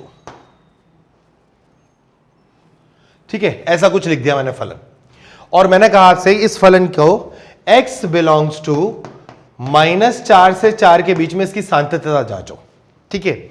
अब जिन बच्चों ने ना सांतत्यता पढ़ रखी है ऑलरेडी, वो क्या करते हैं, वो इन जनरल जो उनका सवालों को अटेम्प्ट करने का जो तरीका है, वो क्या करते हैं, इसको देखते हैं, इसके बाद ये देखते हैं कहां कहां इक्वालिटी है। तो वो कहते हैं कि देखो एक तो 0 पर चेक कर लेते हैं अपन, ठीक है। फिर दूसरी इक्वालिटी यहां आ रही है 2 पर चेक कर लेते, -4 और 4 पर चेक करने की तो आवश्यकता नहीं होती। अब वो 2 पर या 0 या 2 पर चेक करते बेटा, ठीक है ना, और वो बाकी चीजों को करते। अब ये इन जनरल जो हम लोग देखते हैं, बच्चा एक तो 0 पर चेक करेगा और एक 2 पे चेक करके दिखाएगा। अगर 0 और 2 पर कंटिन्यूअस हो गया तो वो बच्चा बोलेगा कि ये फंक्शन क्या है, कंटिन्यूअस है। अब देखो 0 पर क्या हुआ, एट एक्स इक्वल टू 0। आप जब x इक्वल टू 0 पर लेफ्ट हैंड लिमिट निकालोगे ना LHL, तो LHL का मतलब क्या होगा आपका, x बराबर आपको क्या रखना है, 0 माइनस h, तो लिमिट h टेंडिंग टू 0। अब ये 0 माइनस h तो इस अंतराल में आएगा, तो यहां रखना पड़ेगा 3 greatest integer of 0 minus h और प्लस 5, ठीक है ना। ये 0 माइनस h -1 बनाएगा, तो लिमिट स्टैंडिंग टू 0 और ये आ जाएगा आपका -3 और प्लस का 5, तो ये आ गया लेफ्ट हैंड लिमिट कितना बेटा, 2। राइट हैंड लिमिट निकालो, तो at x is equals to 0 plus h रखो, तो ये आ जाएगा आपका limit h tending to 0, 0 plus H में आएगा तो इसमें डाल दो, तो h प्लस 2 बराबर 2, तो आपका LHL और RHL दोनों बराबर आ गए बेटा। अब आपको फटाफट क्या करना है, f ऑफ 0 कैलकुलेट करनी है, तो f ऑफ 0 तो 0 प्लस 2 ही होगा, ये भी 2 आ गया, तो आप बोलोगे कि x बराबर 2 पर मेरा फलन कैसा है, सतत है, ठीक है। x बराबर 0 पर मेरा फलन कैसा है, सतत है। अब आ जाओ यहां आगे, आप चेक करोगे किस पर, 2 पर, है ना, तो आप क्या बोलोगे, एट x इक्वल टू 4। सबसे पहले आप क्या करोगे, x की जगह पर रखोगे 4 माइनस h, तो आपका सवाल बन जाएगा लिमिट h टेंडिंग टू 0, है ना, और 4 माइनस h का मतलब हो गया, सॉरी अपन कहां चेक करेंगे, 2 पर चेक कर रहे हैं, है ना, 2 माइनस h पर आपका कितना आ जाएगा, 2 माइनस h प्लस 2 आ जाएगा, h टेंडिंग टू 0 से आपका आंसर 4 आ जाएगा। तो आपकी लेफ्ट हैंड लिमिट कितनी आ रही है बेटा, 4 आ रही है। अब राइट हैंड लिमिट क्या करोगे, राइट हैंड लिमिट जब निकालोगे तो x की जगह पर 2 प्लस h रखोगे, है ना, तो आपको मिलेगा limit h tending to 0 4 times of cos of, और 2 प्लस h और माइनस 2 आ जाएगा बेटा, 2 से 2 कैंसिल, h टेंडिंग टू 0 से cos 0 1, ये भी 4 आ जाएगा। और अगर मैं आपसे पूछ लूं कि f ऑफ 2 का मान क्या होगा, तो आप बोलोगे सर 2 प्लस 2 होगा, तो 4 आ गया, तो आपका ये फंक्शन x बराबर 2 पर भी कैसा है, कंटिन्यूअस हो गया। अब ये x बराबर 2 पर भी कंटिन्यूअस है और 0 पर भी कंटिन्यूअस है, तो हम क्या बोलेंगे कि ये फंक्शन -4 से 4 के मध्य क्या होगा, कंटिन्यूअस होगा, और ये गलत आंसर है। क्यों है, हमने जब ये बात बोली है कि फलन f of x belongs to a से b में एक सतत फलन कहलाएगा यदि अंतराल के प्रत्येक बिंदु पर वो सतत हो। अब देखो -4 से 0 के बीच में कितने इंटीजर आएंगे, -4 से 0 के बीच में -3 आएगा, -2 आएगा, -1 आएगा। कितने इंटीजर आ रहे हैं इसके बीच में बेटा, -3, -2 और -1, और जैसे ही इंटीजर डालोगे ये ग्रेटेस्ट इंटीजर क्या हो जाएगा, ये डिसकंटिन्यूअस हो जाएगा। ये डिसकंटिन्यूअस हो गया, इसका मतलब मेरा फलन -4 से 4 के बीच में जो अंतराल -4 से 0 है उसी में 3 बार डिसकंटिन्यूअस हो गया, किसकी वजह से, ग्रेटेस्ट इंटीजर की वजह से। फिर आपने कहा 0 पर सतत हो गया था सर, 0 से 2 के बीच में ये क्या है, एक सरल रेखा है, तो सरल रेखा को तोड़ना पड़ेगा नहीं, तो यहां पर 0 से 2 के बीच में फंक्शन कैसा है, कंटिन्यूअस है। ये आपको विचार करना है, जब भी आप सवाल सॉल्व करेंगे ये विचार करते हुए चलेंगे। फिर जब 2 पर चेक करा तो 2 पर मेरा फलन सतत बन गया, लेकिन 2 से 4 के बीच में कौन है, कॉस है, और हम जानते हैं कॉस का आलेख भी कहीं पर भी टूटता नहीं है, तो हम बोलेंगे यहां पर भी हमारा फलन सतत था। अब अगर बस ये क्या था, अगर ये ग्रेटेस्ट इंटीजर ना होकर के कोई और फलन आ जाता जो सततता दिखा देता, या कैसे भी तरह से -3, -2 और -1 पर हम इस फलन को डिसकंटिन्यूअस होने से बचा लेते, तो हम बोलते -4 से 4 के बीच में हमारा फलन क्या है, सतत है। पर चूंकि ये -3, -2, -1 पे डिसकंटिन्यूअस हो गया, तो हम बोलेंगे हमारा फलन इस अंतराल में क्या है, असतत फलन है। तो अगर ये स्टेटमेंट लिखा है ना, तो ये ऐसे नहीं लिख दिया कि बस आपको बोल दिया और आपने मान लिया। अगर मैं ये बोल रहा हूं कि प्रत्येक बिंदु पर सतत होना चाहिए, तो आपको अपने दिमाग में ये बिठाना है कि अब हमें हर बिंदु पर चेक करना है, जो कि प्रैक्टिकली संभव नहीं है। तभी सवाल में जो हमने पीछे सब कुछ पढ़ा था, ग्रेटेस्ट, ट्रिग्नोमेट्री, पॉलिनोमियल, जो भी पढ़ा है, उनके वजह से हमें यह पता चल जाता है कि भाई ये जो फंक्शन था ये इंटीग्रल पॉइंट्स पर क्या करेगा, डिसकंटिन्यूटी शो कर देगा। तो अब ये फंक्शन आपका कंटिन्यूअस नहीं है। तो कई बच्चों ने ये भ्रम बना लिया होता है कि जहां जहां इक्वालिटी आएगी ना हम वहां वहां चेक करेंगे, ऐसा नहीं है। आपको हर पॉइंट पर अपने आप को जस्टिफाई करते हुए चलना है। आप 2 से 4 के बीच में सोचेंगे जरूर कि मेरा फलन जो है वो ये है, तो ये सतत है, ठीक है ना। 0 से 2 ओपन ओपन के बीच में x+2 सतत है, लेकिन -4 से 0 के बीच में -3, -2 और -1 पर मेरा ये वाला फंक्शन डिसकंटिन्यूअस हो गया, इसलिए ओवरऑल डिसकंटिन्यूटी है। चलिए, तो अब हम आ गए हमारे प्रैक्टिस सेशन पे, और पहला प्रैक्टिस सेशन है हमारा किसका, सांतत्यता का, ठीक है। चलिए, तो सांतत्यता में जो पहला है सवाल वो क्या है कि फलन f ऑफ x बराबर 1/x plus 2 times of 1/x minus 2 है, जहां x is not equal to 2 के लिए निम्न में से कौन सा कथन सही है, ठीक है। अच्छा, आप पहले सबसे पहले फलन तो लिखें। फलन आपको क्या दिया गया है, f ऑफ x बराबर 1/x plus 2 of 1/x minus 2। बेटा ये कंडीशन है जब x is not equal to 2 हो, ठीक है। तो अपन को ये देखना है कि f ऑफ 2 की वैल्यू 1/2 तथा f x/2 पर सतत होता है। f of 2 is not equal to 0, 1/2 तब ये सतत होगा। इन 4 ऑप्शन में से कौन सा सही है। तो अगर देखो सततता की बात कर रहे हैं ना, तो सबसे पहले तो लिमिट कैलकुलेट करें, और अगर लिमिट कैलकुलेट करनी है तो वो 2+h पर होगी या 2-h पर होगी। इसका मतलब ये जो फलन है ना, यही लिमिट कैलकुलेट करवाएगा। तो सबसे पहला काम तो लिमिट कैलकुलेट कर लो। तो लिमिट एक्सटेंडिंग टू 2 पर आपका जो फंक्शन है वो है 1/x प्लस 2 1/x माइनस 2 बेटा, ठीक है। अच्छा, अब इस पर क्या करें, लिमिट जब कैलकुलेट करनी है तो हमें पहले तो LHL निकालना पड़ेगा। तो हम x की जगह पर क्या रखेंगे, 2-h रखेंगे। जब x की जगह पर 2-h रखेंगे तो यहां आ जाएगा आपका लिमिट स्टैंडिंग टू 0, और यहां आएगा 1/2, ठीक है। अभी आपका क्या आ जाएगा, x बराबर 2-h है, तो आप x की जगह पर 2-h रखेंगे प्लस 2 की पावर में 1/, और बेटा यहां देखोगे तो 2-h माइनस 2 आएगा। 2 से 2 कैंसिल हो गया, ठीक है। तो आपके पास बचेगा limit h tending to 0 1/2-h plus 2 की पावर में -1/h। अब अगर आपका h शून्य जाएगा तो ये मान माइनस अनंत को जाएगा, और 2 की पावर माइनस अनंत क्या हो जाएगा, शून्य हो जाएगा। तो ये शून्य हो गया, ये भी शून्य हो जाएगा। तो आपकी LHL जो आएगी ना बेटा वो 1/2 आ जाएगी। अब इसी का जब RHL निकालोगे ना तो x की जगह पर क्या रखोगे, 2+h। तो आपका सवाल बनेगा limit h tending to 0 1/2+h, तो ये आ जाएगा, और प्लस 2 की पावर में 1/2+h माइनस 2, ये 2 और 2 कैंसिल।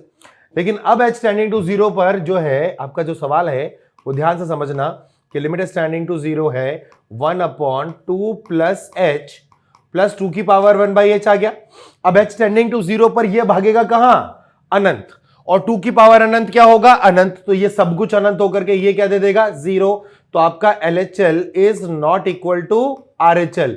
तो फिर आपका ऑप्शन क्या जाएगा कि f(x) बराबर 2 पर सतत नहीं हो सकता, क्योंकि लिमिट ही एग्जिस्ट नहीं कर रही है, तो फिर सततता होने की तो कोई बात कर ही नहीं सकते हैं, ठीक है। जबकि हम डिफाइन कर सकते थे x की वैल्यू 2 पर। चलिए अगला सवाल देखो, फलन f ऑफ x बराबर 4-x² और 4x - x³ है। अच्छा, कई बच्चों की क्या है, यहां कहानी ऐसी है कि वो क्या करते हैं, वो थोड़ा सा जल्दीबाजी करते हैं। तो ऐसा कुछ लिख लेते हैं, वो 4-x² इंटू x, और इसे काट देते हैं बेटा, ठीक है। लेकिन जब ये काट देते हैं ना, तो आपको ये ध्यान रखना पड़ेगा कि जब आपको इसे काटना है तो उससे पहले इसका प्रांत जरूर परिभाषित करें। तो इसका प्रांत होगा कि x का मान आप नहीं ले सकते हैं क्या, 2, -2 और 0। 2, -2 और 0 जो है वो इस फलन के प्रांत में नहीं आते हैं। अब आप इसको अगर कैंसिल करेंगे तो आपका f ऑफ x क्या बन जाएगा बेटा, आपका f ऑफ x बन जाएगा 1/x। यानी बेसिकली अगर आपने x का वैल्यू 2, -2 और 0 छोड़ दिया तो आपका ग्राफ जो रहेगा ना वो f ऑफ x बराबर 1/x का रहेगा। और f ऑफ x बराबर 1/x का अगर आलेख आप बनाना चाहते हैं तो वो आलेख क्या होगा, वो आलेख कुछ ऐसे आएगा, क्योंकि ये हाइपरबोला है बेसिकली, है ना। ये क्या है, आपका हाइपरबोला है, ठीक है। और इसमें से आपको कुछ पॉइंट छोड़ने हैं। कौन कौन से पॉइंट छोड़ने हैं, आपको 2 नहीं लेना तो आप 2 छोड़ दोगे यहां पर, उसकी जगह पर यहां पर ओपन मार देना। -2 नहीं लेना तो -2 यहां पर लिख करके यहां छोड़ दो, और 0 तो आप वैसे भी नहीं ले रहे क्योंकि वो तो एसिम्प्टोट बेटा। अब आप ये देख के मुझे बताएं, इसका प्रांत जो था वो था माइनस अनंत से -2, ठीक है, क्योंकि -2 आपने छोड़ा, तो माइनस अनंत से -2 के बीच में फलन कैसा? सतत। फिर -2 नहीं लेना था, जहां टूटा वो आपके प्रांत में है ही नहीं, है ना। फिर -2 से 0, 0 भी नहीं लेना, तो -2 से 0 के बीच में भी ग्राफ कहीं टूटेगा नहीं, तो वहां पर भी वो सतत हो गया। 0 से 2 में भी वो सतत है, और 2 से अनंत में भी वो सतत है। तो हम क्या बोलेंगे कि जो फलन आपको दिया गया है वह अपने प्रांत में हर जगह सतत होगा। अब देखो ऑप्शन, इसके प्रांत में केवल एक बिंदु पर असतत होगा। कई बार क्या होता है, बच्चा ये तो लिखता ही नहीं है डायग्राम में, है ना, उसको तो क्या लगता है 0 पे टूट गया ग्राफ। अरे भाई 0 उसके प्रांत में था ही नहीं, तो आप f(0) कैसे निकालते? सही बात ना। तो जब 0 प्रांत में है ही नहीं, तो मैंने ये बात आपको लेक्चर में भी क्या बोला था कि अपने दिए गए प्रांत में अगर वो बोल देता है सवाल में, तो आप उसके प्रांत पे रेस्ट्रिक्ट हो जाते हैं, ठीक है। तो अपने प्रांत के अंदर तो वो क्या है, हर जगह सतत है। जहां जहां उसको x की वैल्यू लेने के लिए एक्सेप्टेबिलिटी थी, वहां पर आपका ग्राफ टूटा नहीं। टूटा कहां पर? -2 पर प्रांत से हटा दिया गया। 2 पर वो भी प्रांत से हटाया गया।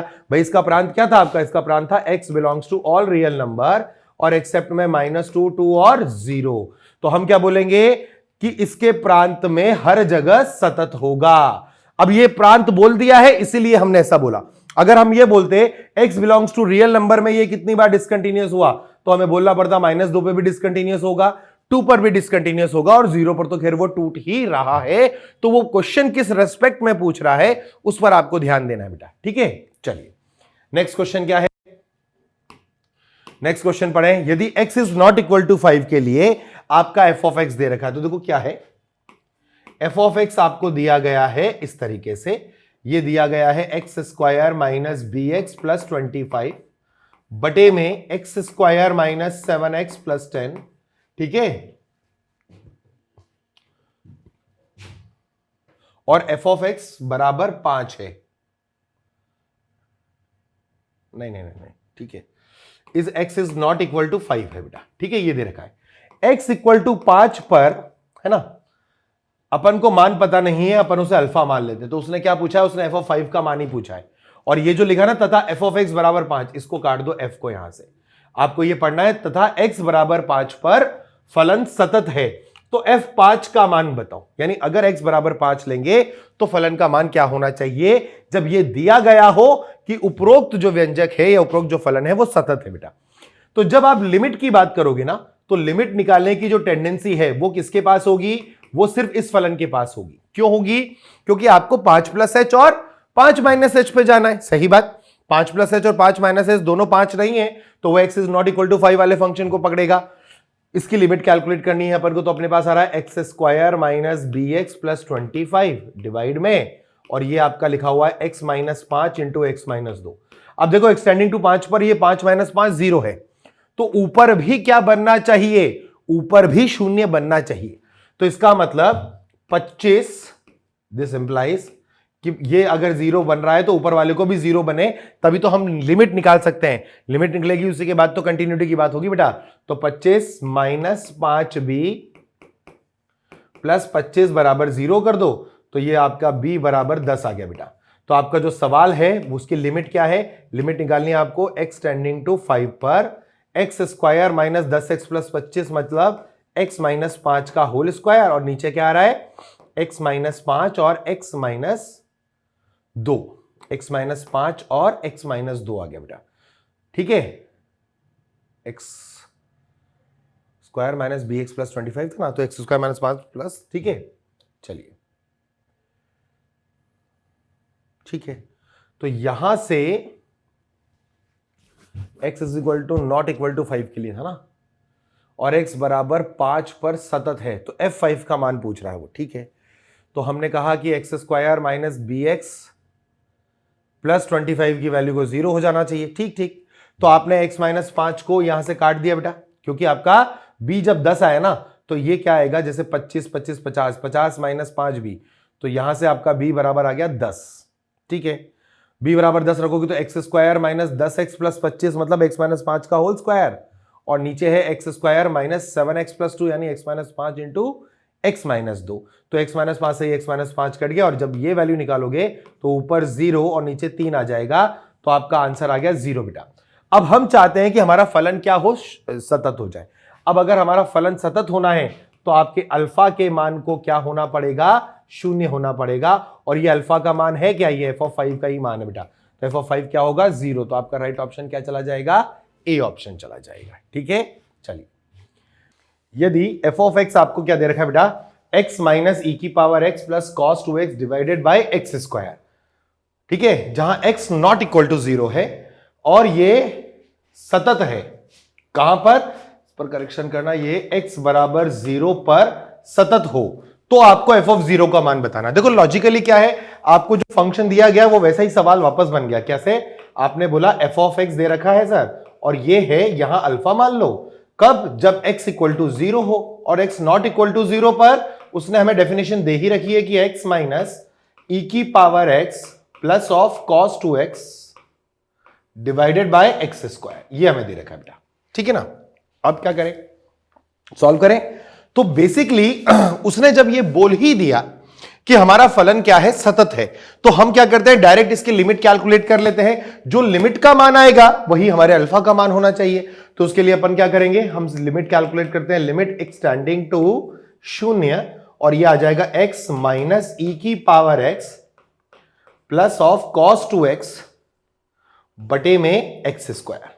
ठीक है, अच्छा अब आप इसको अगर सॉल्व करना चाहते हैं ना बेटा, तो आपके पास बहुत सारे रास्ते हैं। देखो, आप इसको स्टैंडर्ड लिमिट में कन्वर्ट करके कोशिश कर सकते हैं, आप इसका लॉपिटल रूल लगा कर सॉल्व कर सकते हैं। ठीक है, बोर्ड में नहीं लगाना होता, लेकिन वैसे तो हम लगा सकते हैं अपने क्वेश्चन को सॉल्व करने के लिए, क्योंकि कॉम्पिटिटिव एग्जाम में तो कोई आपको रेस्ट्रिक्शन नहीं दिया हुआ।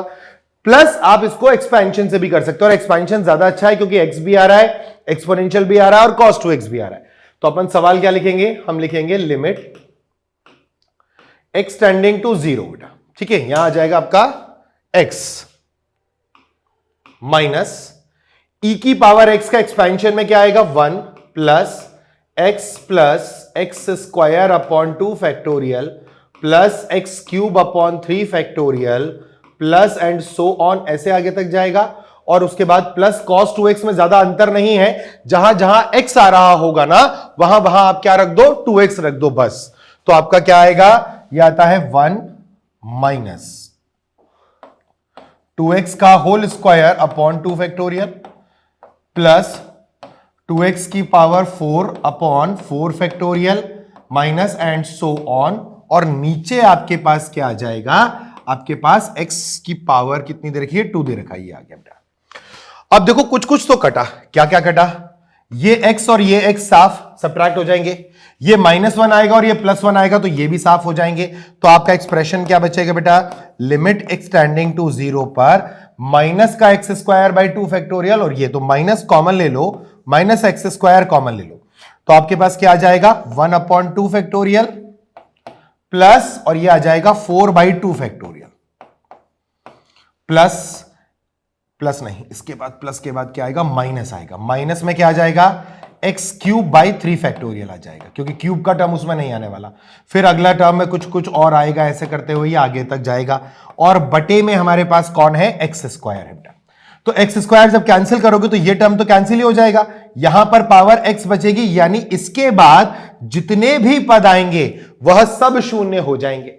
अगर वो सब शून्य हो गए तो ये क्या आएगा आपका, ये 4/2 है, यानी 2 और 8 मतलब 2.5 रुपए, बेसिकली आपका ये आ जाएगा माइनस का 2.5। तो लिमिट की वैल्यू आपकी अगर -2.5 आई तो आप क्या बोलोगे, आप बोलोगे कि सर f(0) की जो वैल्यू है ना, वो f(0) की वैल्यू कितनी आनी चाहिए, वो आनी चाहिए माइनस का 5/2 यानी माइनस का 2.5। ठीक है, अब देखो पहला ऑप्शन आपका गलत हो गया इसमें, है ना, f(0) 5/2 दिया है। ग्रेटेस्ट इंटीजर ऑफ -5/2, अगर मैं आपसे पूछूं कि ग्रेटेस्ट इंटीजर ऑफ -5/2 क्या होगा, तो ये आंसर तो -3 आने वाला है, तो आपका ये ऑप्शन भी गलत हुआ। फ्रैक्शनल पार्ट कभी ऋणात्मक होता ही नहीं है, तो ये भी ऑप्शन गलत हुआ। अब यहां देखो क्या होगा, ये तो आपको क्या दे देगा बेटा, -3 दे देगा, और ये वाला चूंकि -0.5 है तो 1 - 0.5 कर सकते हैं, तो ये 0.5 ही आएगा।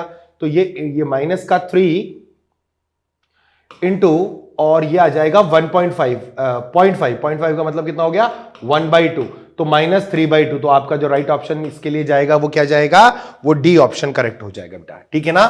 चलिए नेक्स्ट सवाल पर चलते हैं। अब ये सवाल क्या कह रहा है कि यदि y बराबर f ऑफ x इस प्रकार का एक सतत फलन है कि इसका आरेख जो है वो a,0 से गुजरता है, तब हमें इस लिमिट का मान क्या कैलकुलेट करना है। ठीक है, तो आपको जो दिया गया है पहले उसको समझो। आपको दिया गया है f ऑफ x इस प्रकार का एक सतत फलन है, सतत फलन है तो, और वो कहां से गुजर रहा है a,0 से। अगर y बराबर f ऑफ x आपका एक कंटिन्यूअस फंक्शन है ना, और वो a,0 से जा रहा है, तो इसका मतलब ये हुआ कि आपका f ऑफ a की जो वैल्यू आएगी वो 0 आएगी बेटा। ये आपको पहली चीज दे दी इसने, है ना, कि f ऑफ a का मान कितना है 0 है। अब चूंकि वो सतत है तो x बराबर a पर चूंकि f ऑफ x क्या है, सतत है, अतः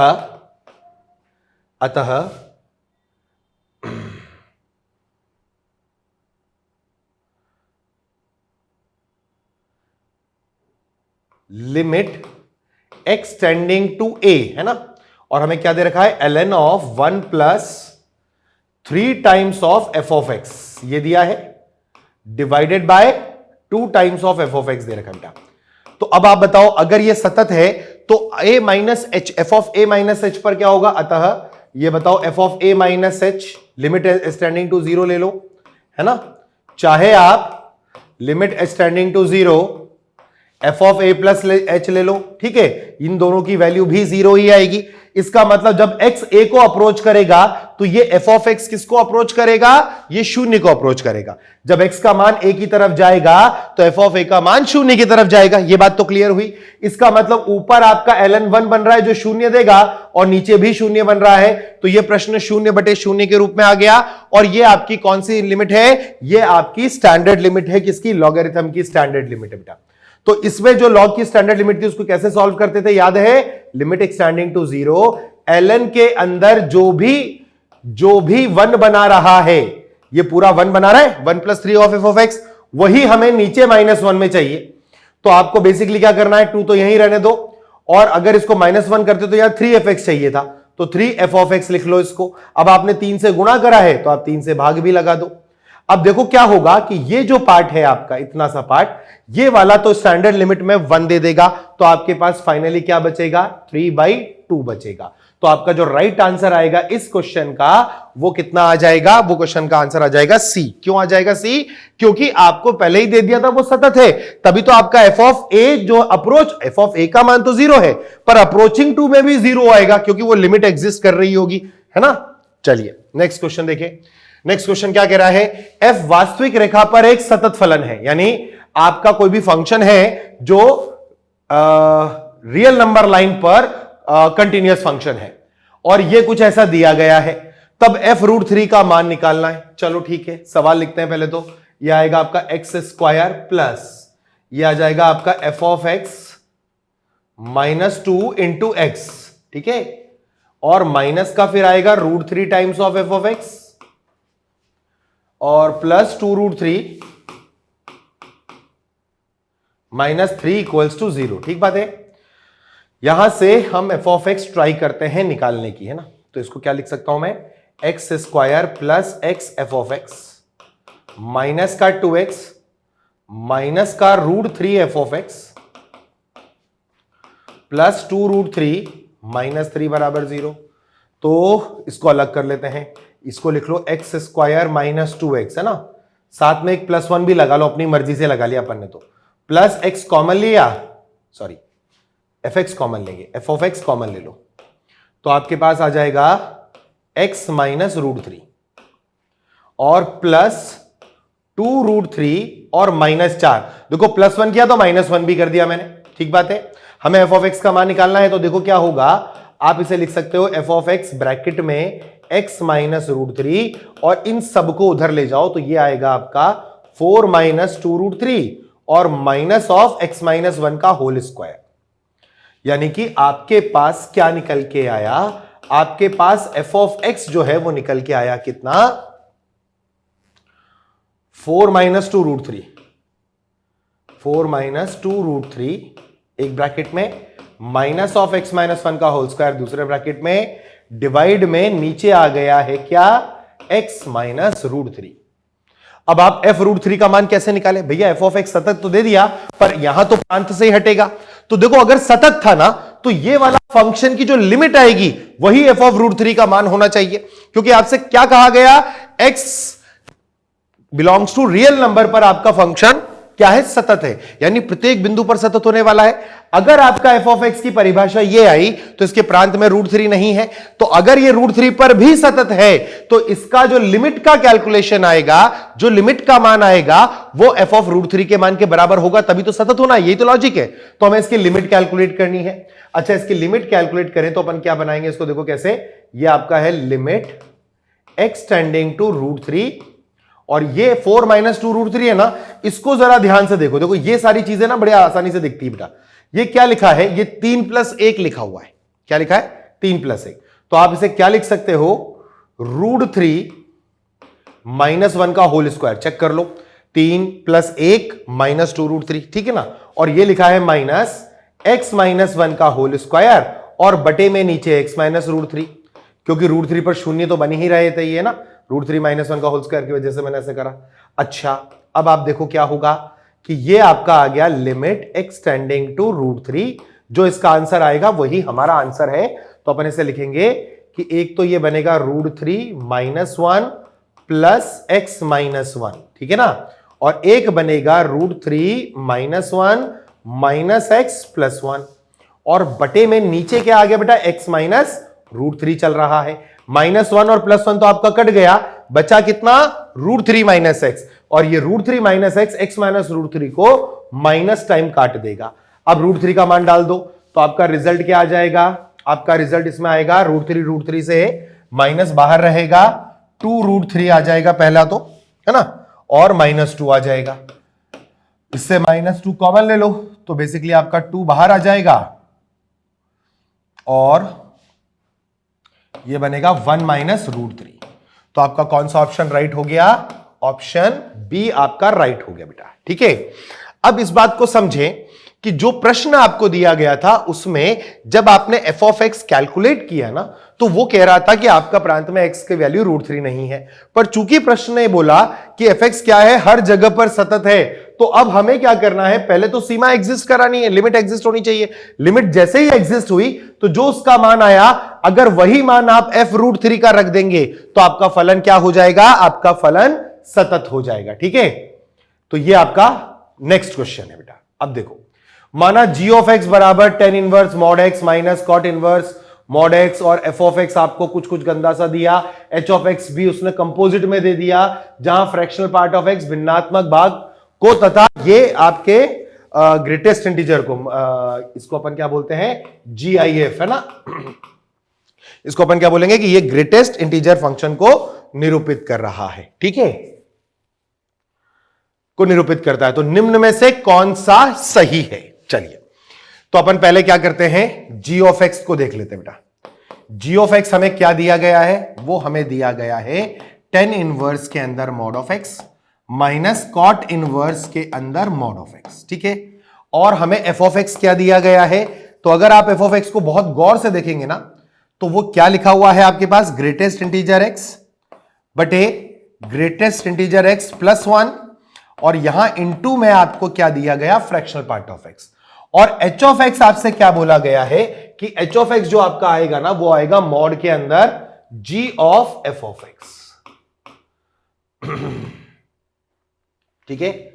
और आपसे पूछा जा रहा है कि h जो है वो x बराबर 0 पर सतत है, h x बराबर 0 पर असतत है, h 0 माइनस कितना होगा, h 0 प्लस कितना होगा, वो सारी कैलकुलेशंस वो अपन से करवाना चाहता है, ठीक है। चलिए अब इसको जरा देख लेते हैं एक बार। तो 0 पर बात करनी है ना, तो अपन को क्या करना है, सबसे पहले तो लिमिट x टेंडिंग टू 0 और आप h ऑफ x कैलकुलेट करेंगे, क्या करेंगे, लिमिट x टेंडिंग टू 0 और एच ऑफ एक्स कैलकुलेट करें। ठीक है, उसके बाद की बातें बाद में करेंगे, पहले तो ये है। और एच ऑफ एक्स आपको ये दे रखा है बेटा, तो अपन इसके लिए क्या करेंगे, सबसे पहले LHL निकाल लेते हैं। चलिए, तो let just go for LHL। तो हमने बोला इसका LHL कैसे निकालेंगे, हम x के स्थान पर 0 - h रखने वाले। अब देखो ध्यान से क्या होता है कि जब 0 - h रखोगे ना, तो देखो अंदर कौन बैठा हुआ है, अंदर f ऑफ x बैठा हुआ है। अंदर कौन बैठा हुआ है, अंदर आपका f ऑफ x बैठा हुआ है। तो जब आप 0 - h रखेंगे तो आपका क्या होगा, इस वाले को पहले ऑपरेट करके देखना पड़ेगा कि ये फंक्शन आपको क्या रिजल्ट देगा। तो जैसे ही आप 0 - h रखते हैं और h टेंडिंग टू 0 पर जाएंगे, तो 0 - h से f ऑफ 0 - h क्या बनेगा बेटा। ठीक है, क्योंकि आप तो क्या कर रहे हैं, overall g of f of 0 - h रखेंगे। भाई ऐसा करने का मतलब क्या हुआ कि आप तो लिमिट h टेंडिंग टू 0 और h ऑफ 0 - h कैलकुलेट करना है, जो आपसे क्या कहेगा, जो आपसे कहेगा कि लिमिट h टेंडिंग टू 0 रहने दो, मॉड के अंदर g of f of 0 - h के बारे में बात करो। तो बेसिकली 0 - h इस पर बात करें। अब अगर 0 - h आप डालोगे ना, तो f ऑफ 0 - h आपको क्या देगा, वो देखो बेटे, 0 - h डालते ही आपका ये जो ऊपर वाला है वो -1 दे देगा फटाक से। बोलो हाँ या ना, क्योंकि आपने जैसे ही 0 से छोटा नंबर डाला, ग्रेटेस्ट इंटीजर -1 देगा। अच्छा, फ्रैक्शनल पार्ट क्या देगा, वो -h देखते हुए आपको 1 - h दे देगा बेटा। वो क्या दे देगा आपको, 1 - h दे देगा। और डिवाइड के अंदर अगर आप देखोगे तो जैसे ही आपने 0 - h डाला ना, तो ये -1 देगा और +1 ऑलरेडी बैठा हुआ है। तो ये जो 0 - h है वो आपका किधर की तरफ भाग जाएगा, वो भागेगा आपका वो एग्जिस्ट नहीं करने के मोड में भागेगा। ठीक बात है, ठीक है। अब देखो ये -1 +1 देने का मतलब क्या हुआ, अच्छा ये -1 जो है वो अप्रोच नहीं कर रहा, वो एक्यूरेट -1 दे देगा बेटा। तो नीचे आपका क्या बनने वाला है, डिनोमिनेटर 0, जो कि संभव नहीं है। इसका मतलब इसके लिए जो आप सवाल कर रहे हैं, किसके लिए, g of f of x के, उसके प्रांत में 0 - h आएगा ही नहीं। क्लियर है, ये अप्रोच नहीं कर रहा। देखो 0 - h का मतलब आपने जब रखा ना 0 से थोड़ा सा छोटा वैल्यू, तो ये नीचे वाला नंबर 100% 0 बन गया। ठीक है, तो इसका मतलब जो आपका -1 से लेकर के और 0 तक का कोई भी जो वैल्यू है वो उसके डोमेन में आने ही नहीं देगा।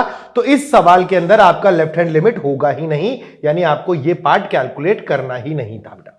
ठीक है, कई बार बच्चा क्या होता है, इसको गड़बड़ कर जाता है, इसलिए अपन को ध्यान रखना है यहां पर। ठीक है, तो लेफ्ट हैंड लिमिट पर तो ये पार्ट करना ही नहीं, इसको हटा देते हैं। तो इसका मतलब इसका LHL हमारे पास नहीं है। अब हम इसका सिर्फ क्या निकाल सकते हैं, RHL।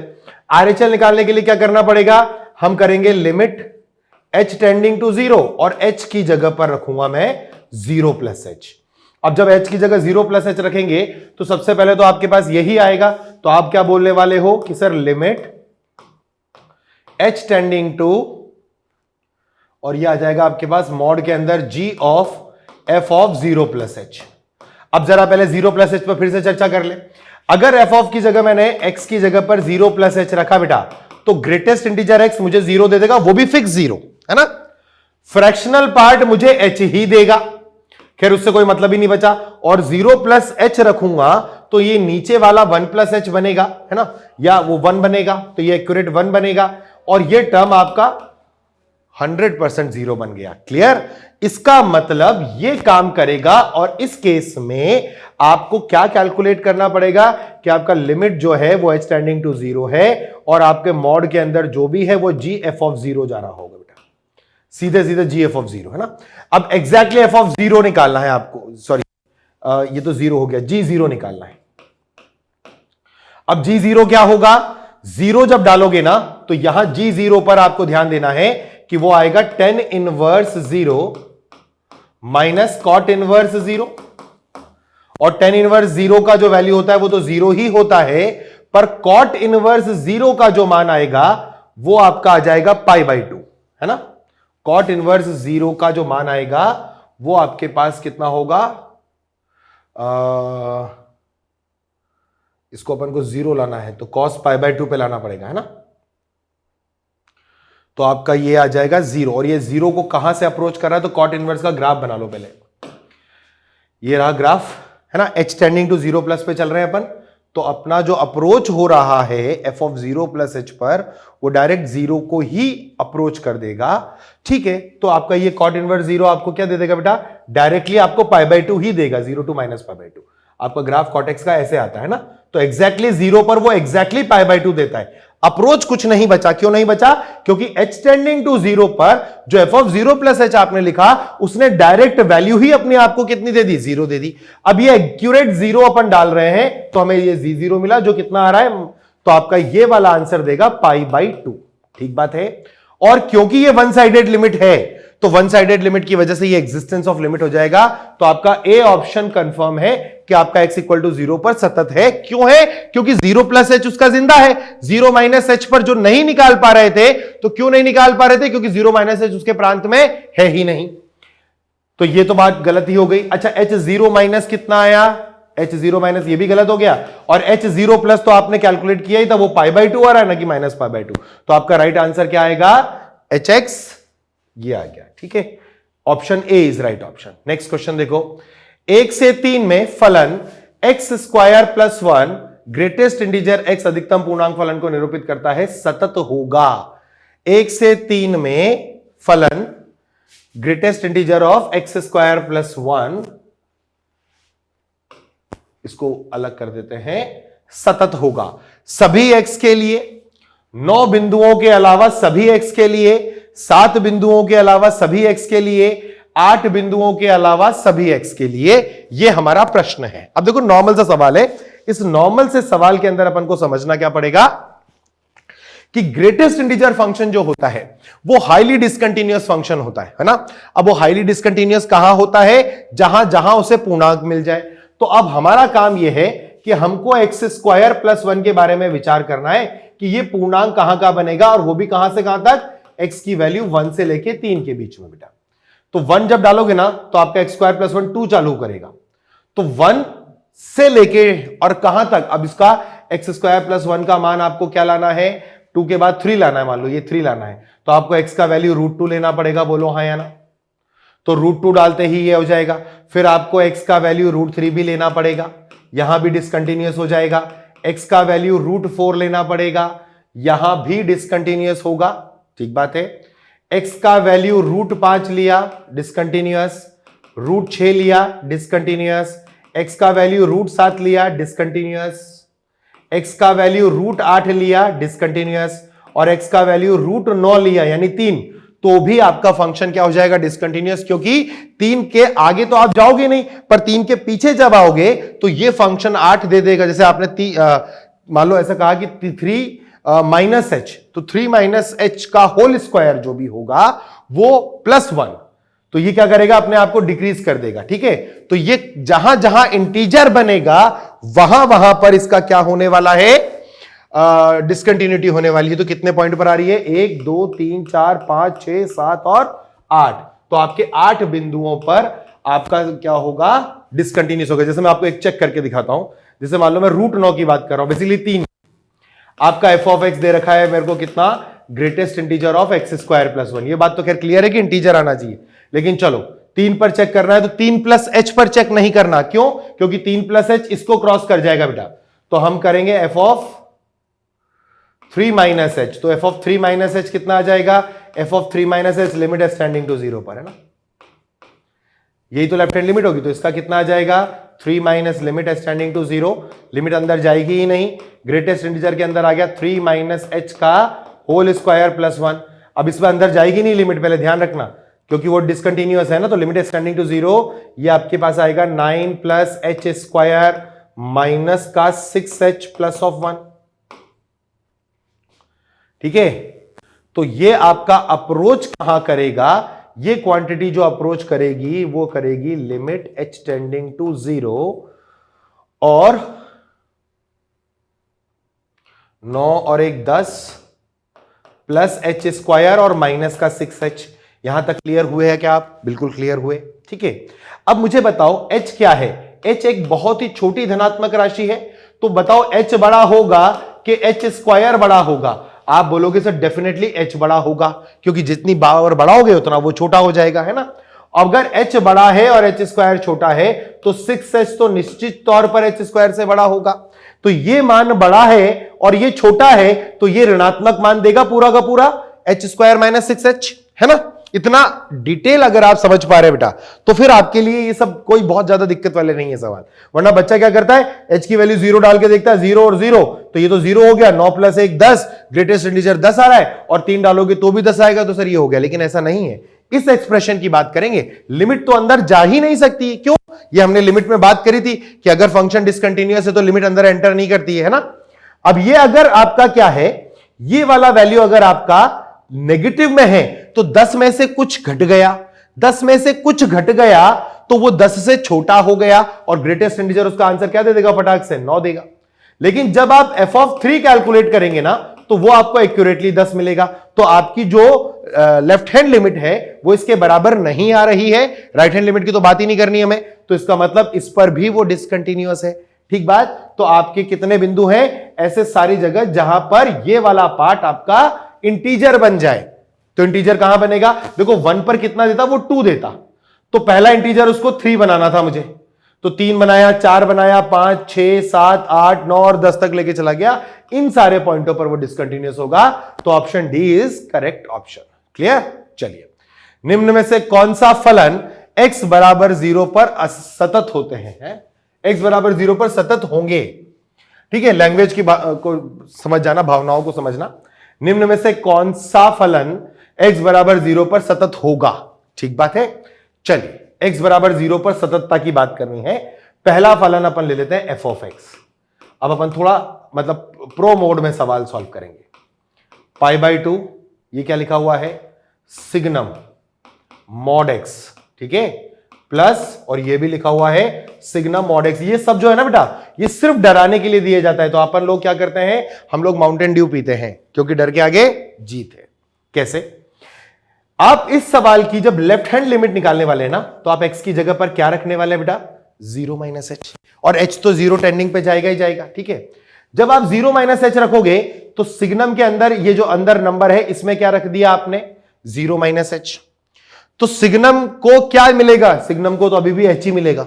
बोलो हाँ या ना। भाई सिग्नम क्या देख रहा है कि मेरे अंदर तो क्या आया, मॉड -h आया, मॉड ने -h को +h बना लिया, तो सिग्नम को तो पॉजिटिव दिखा, तो आपका जो लेफ्ट हैंड लिमिट है वो तो cos π/2 पर चली गई चुपचाप।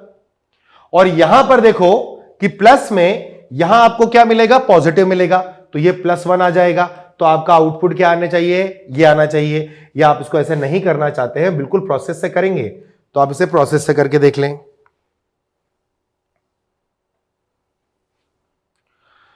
मैं कहूंगा x की जगह पर 0 - h रखो, तो लिमिट h टेंडिंग टू 0, यहां आ जाएगा cos ऑफ, है ना, π/2, सिग्नम के अंदर मॉड है, सिग्नम के अंदर मॉड के अंदर -h, प्लस सिग्नम के अंदर मॉड के अंदर -h।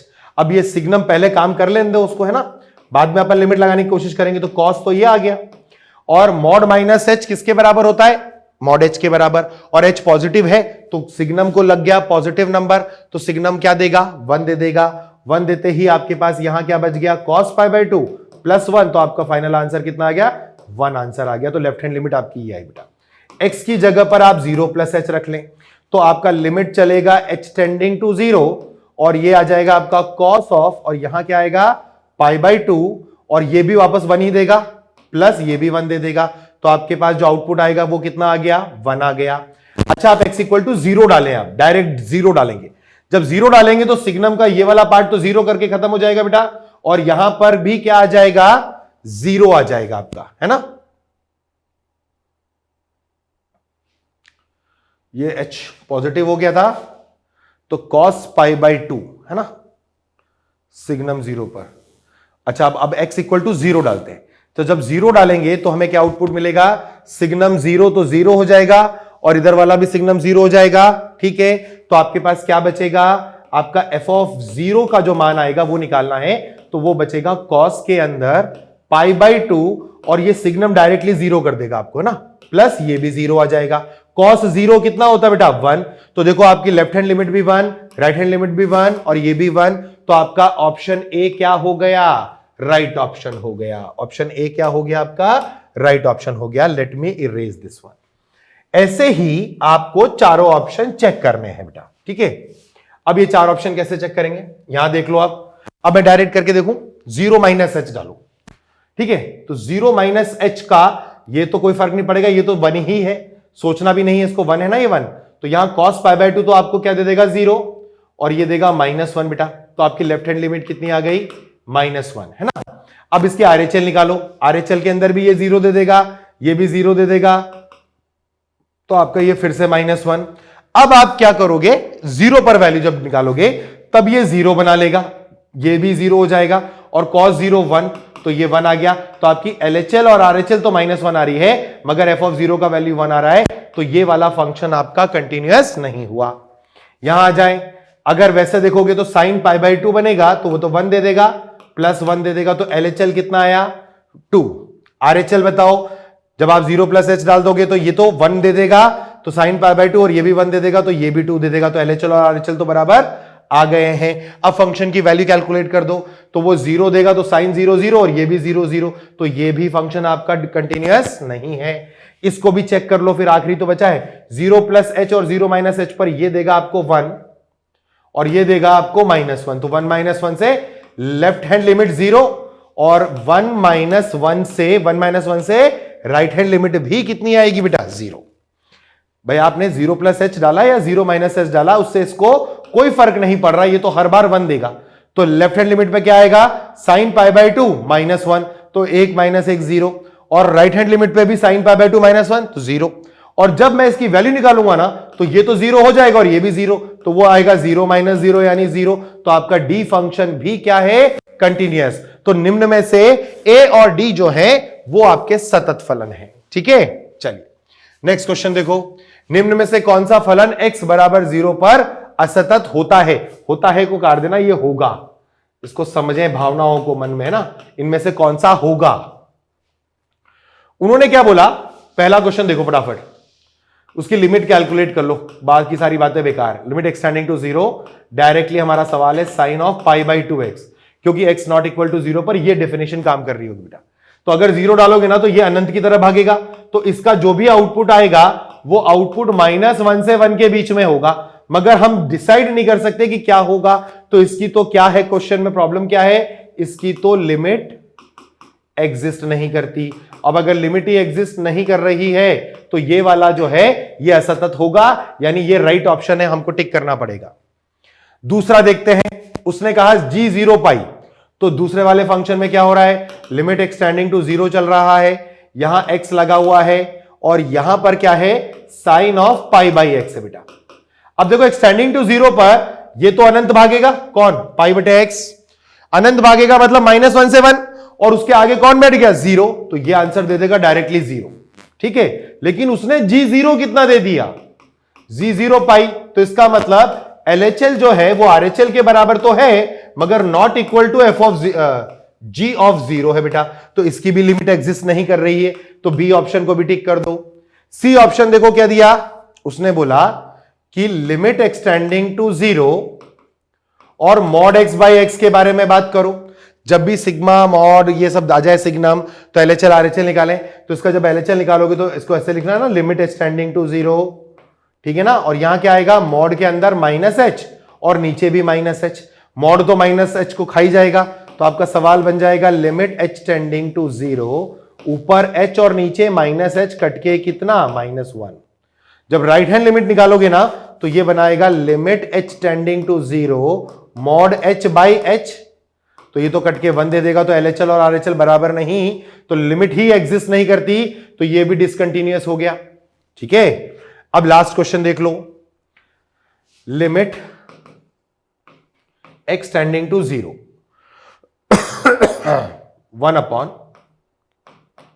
1/e में cot x, ठीक है।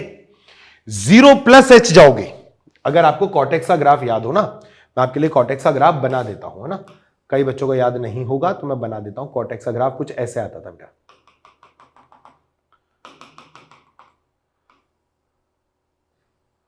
और ये 0 पर बात कर रहा है, तो अगर आपने 0 + h डाला ना, तो वो कहां भागेगा, अनंत की तरफ। कहां भागेगा, अनंत की तरफ। तो इसका जो राइट हैंड लिमिट निकलेगा आपका, 0 प्लस एच पर वो अनंत आएगा, तो इसकी ई की पावर में अनंत आ जाएगा। ई की पावर अनंत मतलब अनंत हो गया, यानी आपका जो हर है डिनोमिनेटर है वो अनंत पे चला गया। क्यों चला गया? क्योंकि 0 प्लस एच पर कॉट एक्स का जो मान है एच टेंडिंग टू 0 पर अनंत की ओर भागेगा, तो ये मान जो है वो अनंत की तरफ जा रहा है, तो ई की पावर अनंत भी अनंत बनेगा, यानी पूरा का पूरा डिनोमिनेटर आपका अनंत आ रहा है, तो 1 अनंत शून्य जाएगा, तो आपका जो आरएचएल है वो 0 देगा बेटा। अच्छा, 0 माइनस एच आपका यहां पर होगा, बोलो हाँ या ना? इस केस में जब आप एच टेंडिंग टू 0 जाएंगे तो ये पॉइंट माइनस अनंत की तरफ भागेगा। अगर ये माइनस अनंत की तरफ भागा तो ई की पावर माइनस अनंत शून्य हो जाती है खुद से, तो ये 0 हो जाएगा, तो आपका जो लेफ्ट हैंड लिमिट है वो 1 आ जाएगा, तो फिर से लिमिट एग्जिस्ट नहीं कर रही, तो ये भी डिसकंटिन्यूअस है। इसका मतलब चारों के चारों फंक्शन ही आपके क्या है? डिसकंटिन्यूअस है।